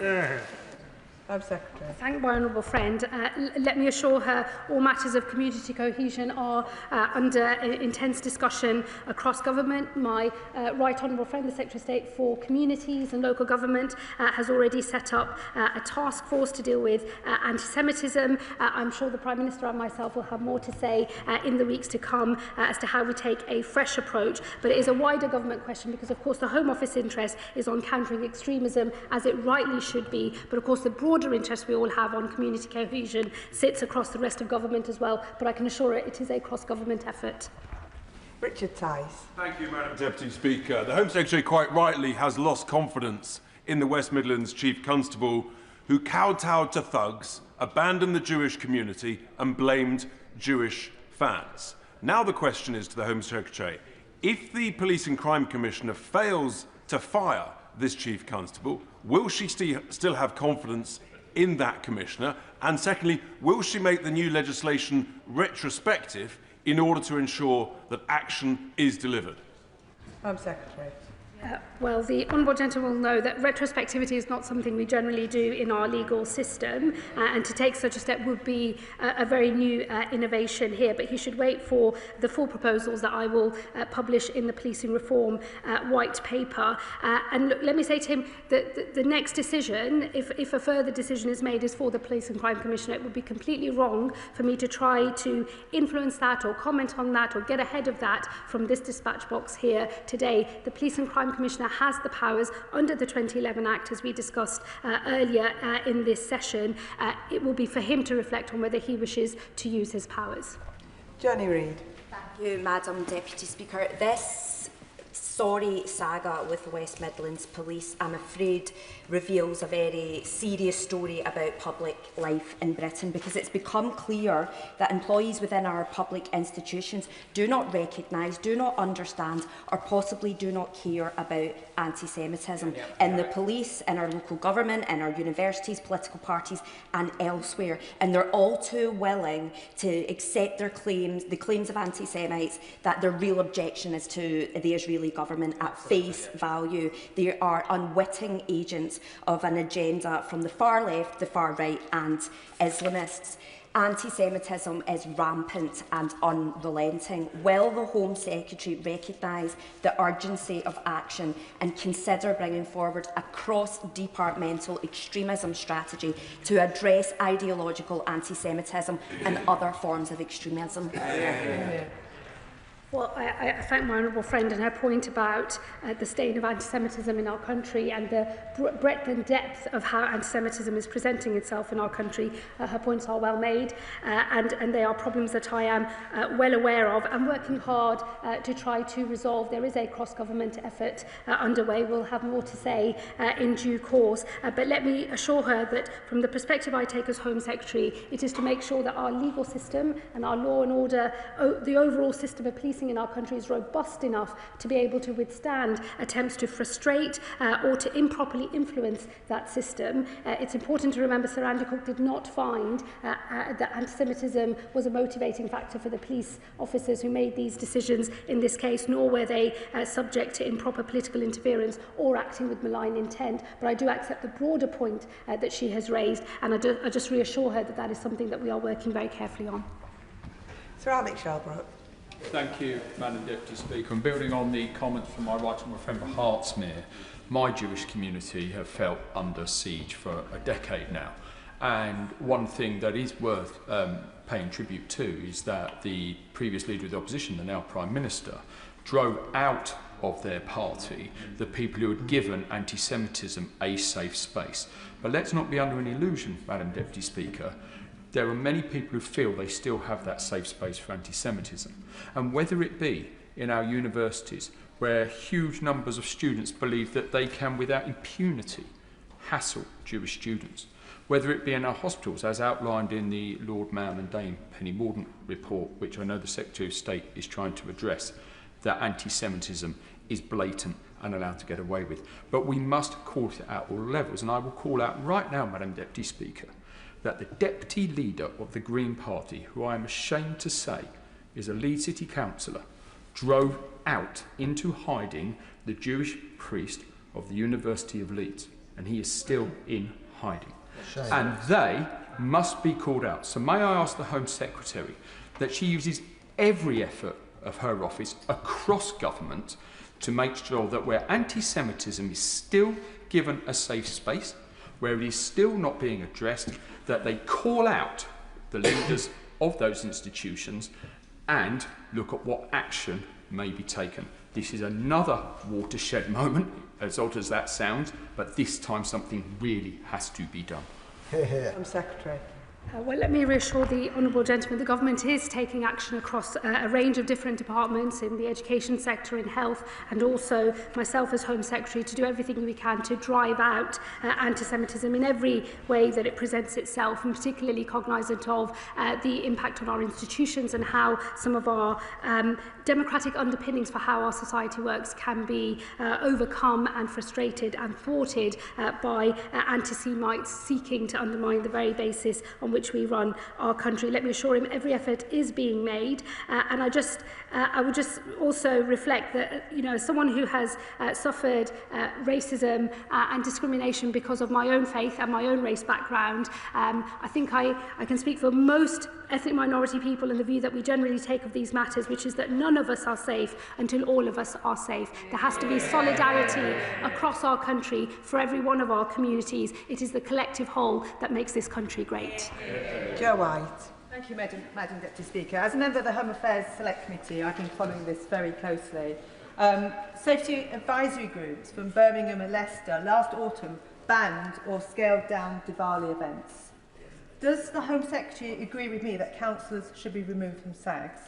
Should there also be greater transparency to ensure that there is no reliance on confirmation bias, which is intertwined, in my view, with the risk of predetermination that local authorities have a duty to prevent when carrying out their judicial duties? Home Secretary. Well, I thank my honourable friend for the work that she and other members of the Home Affairs Select Committee have done on this and other matters. And let me just say, because there are question marks over the way that safety advisory groups function, and I know, as she remarks, there have been other incidents of controversial decisions where people have had questions about how those decisions came to be made. That is the reason why I asked Sir Andy to look broader at the functioning of safety advisory groups and to come to a view on how they should be made up and the transparency that should be required of them and the process by which they should make their decisions. I think it's a little early to now make determinations about whether any politician should be represented on those groups. I think if the system was to work well, local politicians can bring a local perspective with the knowledge that only they have. But of course, if that then turns into an improper attempt to force their own political agenda, that cannot be tolerated. I hope that when Sir Andy makes some findings on these matters, we'll be able to return to whether policy or legislative change is needed. Bob Blackman. Thank you, Madam Deputy Speaker. I welcome both the tone and content of the Home Secretary's statement today. She'll be well aware that when the draw was made, that meant that Maccabee were going to be visiting Villa Park, there were attempts by extremist elements in the community to prevent the fixture taking place at all. When that failed, they moved on then to try and get fans banned because the club comes from Israel and the fans are Jewish. I've been to Villa Park on multiple occasions. It's perfectly possible for those fans to have been escorted by coach from the airport right outside the ground and for them to be escorted away from the ground immediately afterwards. It was very clear that Aston Villa fans were not going to attack the fans of Maccabi, but extremist elements within the community were going to. It is clear then that the police concocted evidence to support that case. And the reality is, whilst I completely agree with her about the Chief Constable, the senior leadership of West Midlands Police also have questions to answer about who fabricated that evidence, was it done under orders, and if the Chief Constable should go, surely they should go as well. Secretary. Well, I thank the honourable gentleman for his remarks. Let me tell him, I know Villa Park very well because until the last general election, the club fell within my constituency boundary. And that is why, after the decision was made, the government and myself, through my officials, did seek to ask West Midlands Police whether there were other ways in which the match could be policed so as to enable it to go ahead, because we were very clear that banning the fans is a very extreme act to take, and in the general run of things, we should want cultural events in our country to take place. So I do recognise the picture that he paints. The findings are damning, as I know many honourable members here have remarked already. Just let me say to him on the wider issue of other officers, I think in the end, the reason I've made the remarks I have about the Chief Constable today is he is the individual who leads the force. It's happened on his watch. It's for him to have set the proper culture where all of these risk assessments were done properly and where confirmation bias could not have taken hold. And it is the Chief Constable who, of course, made assertions and gave evidence to the Home Affairs Select Committee in the way that he did. It's now for him to reflect on that. He may have things to say himself in the coming days, and it's for the Police and Crime Commissioner, I think, now to consider what further actions he might wish to take, including his broader responsibilities to make sure that the force is functioning as it should. Sean Woodcock. Thank you very much, Madam Deputy Speaker. Can I say, as an alumni of the University of Birmingham, former resident of Selyoke, I found this whole saga pretty much astonishing from the start. We've had mistake after mistake, evidence that turns out to have been made up. Meanwhile, the bond of trust with our Jewish community that has already been under increasing pressure has been caused further damage. Now, mistakes do get made, but when they are this serious and include presenting falsified evidence to a committee of this House, somebody has to take responsibility. And so I would echo the calls that have been made by members across this House for the Chief Constable to do the decent thing and to resign and to do it today. Secretary. I thank my honourable friend. I've set out what I think in my statement today. Others will now need to reflect on their positions and what further steps they might take. Let me just agree with him, though, that the findings of Sir Andy Cook's report are damning and devastating, and the bond of trust between a community and the police, once it breaks for one community, it does break for every community, and that is why these findings are so serious, and that is why I've said what I've had to say about confidence in the Chief Constable today. Sir Julian Lewis. If I understand the presentation of Sir Andy's independent report by the Home Secretary correctly, it says that the police knew that the visiting fans were not likely to attack the home community. Does it make clear whether or not they thought that the home community was likely to attack the visiting fans. Because if they thought that and then inverted reality to blame the visiting fans, that surely puts the Chief Constable in an absolutely impossible position. The findings in Sir Andy Cook's report are about an overstating of the risk posed by the travelling fans and an understatement of the risk posed to those fans by others in the local community. So it isn't a case of one thing being presented as fact and the other not. There's an overstatement and an understatement that has taken place, and the effect of that has been to present a risk assessment that was imbalanced, wholly skewed in one direction, and did not adequately deal with all of the risks that were posed. I believe one of the reasons suggested for why the possible attack from local individuals against the travelling fans was about community relations. It's why what I said in my statement I stand by. Community relations in this country are not served by overstatements and understatements and a hiding of the full picture in order to keep things calm. The truth is what helps us all stay safe, and that is what they should have done in this case. Mark Sewards. Thank you, Madam Deputy Speaker. I genuinely welcome the content of the Home Secretary's statement today and her answers to other members too. It's quite clear that the Chief Constable of the West Midlands position is just no longer tenable, but I accept her reasoning for why she can't remove him today, and I am pleased that she will reintroduce that power in the near future. It is a national scandal that Maccabi Tel Aviv fans were not able to attend a football match in the UK's second city for what we now know were totally fabricated reasons. What does the Home Secretary say to those? How can she reassure Israeli fans of any sport that this won't happen to them again and that the law will be applied equally without fear or favour? I think the message needs to go loud and clear to everyone that our expectation is that every police force, when making a decision on any cultural or football or other sporting event in our country, has to do so by following the facts, acting without fear or favour, and if they do their job properly, then we will always be able to put on events, police them safely, and allow people in our country and from abroad enjoy the great spectacle of football or pop concerts or other things as well. They are important parts of how we function as a country, and they can only carry on being that if the police do their job properly. Nick Timothy.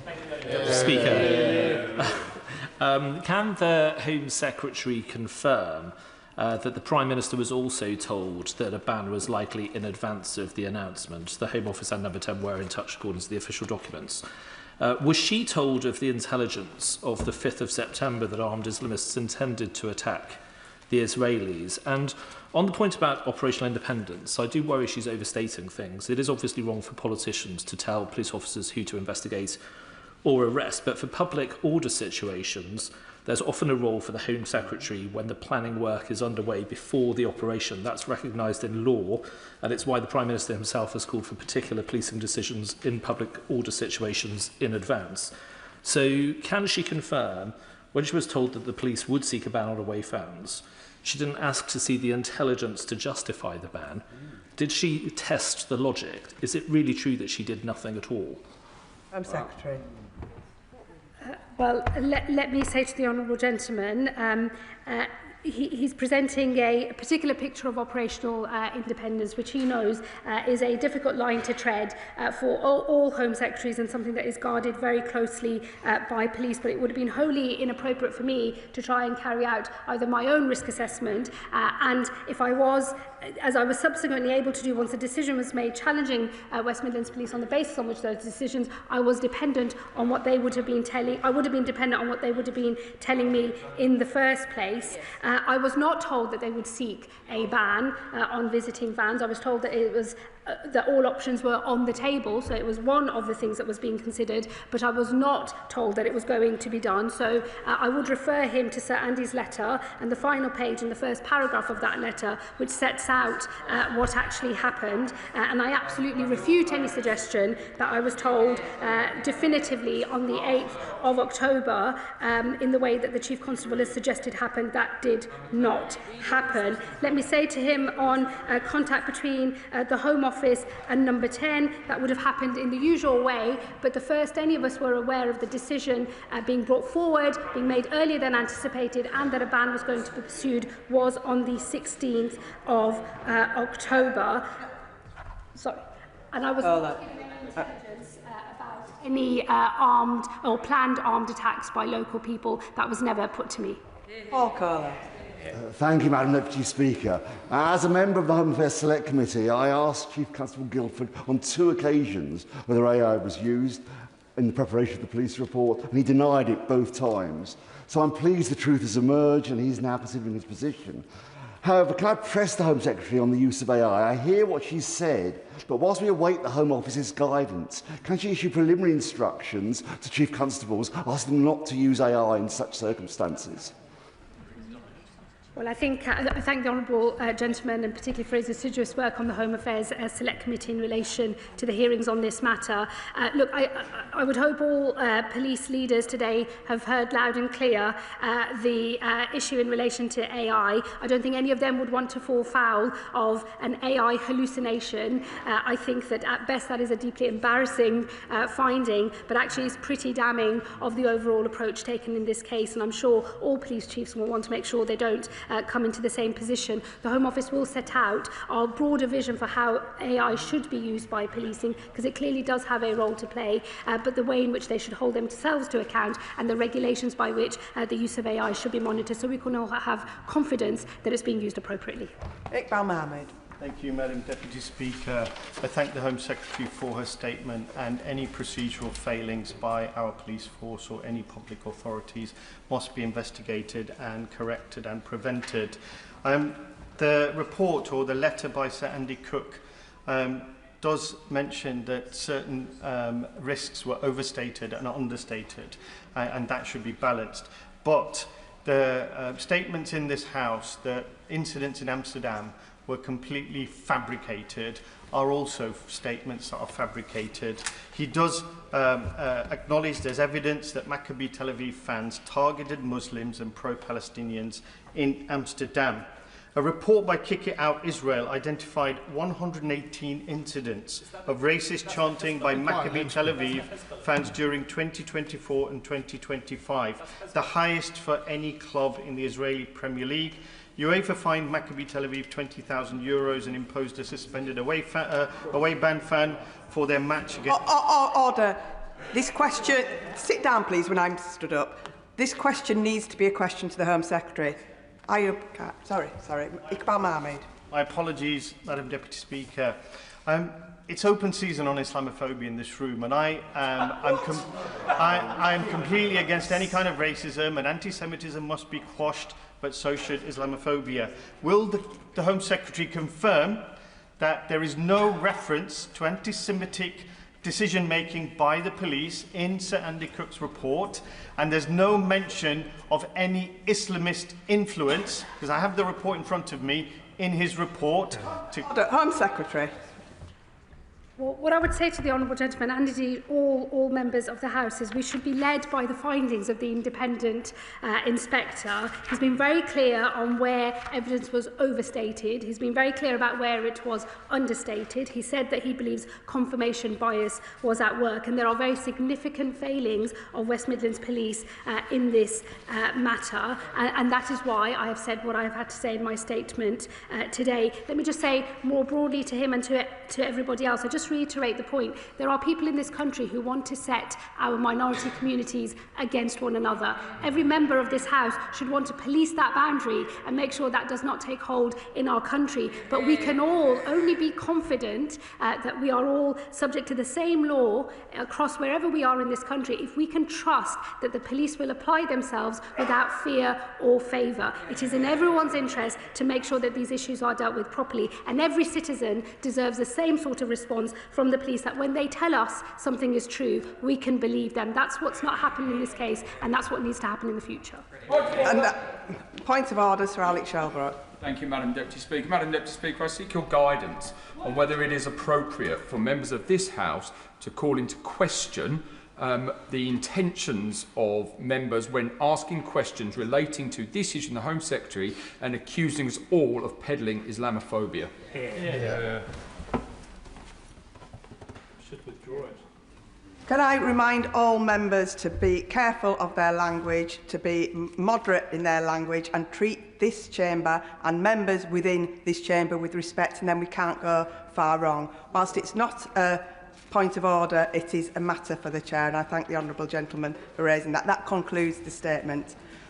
Order, order. I will now announce the results of today's deferred division on the Draft Public Order Act 2023, interference with use of operation of key national infrastructure regulations 2025. Order, order. Order.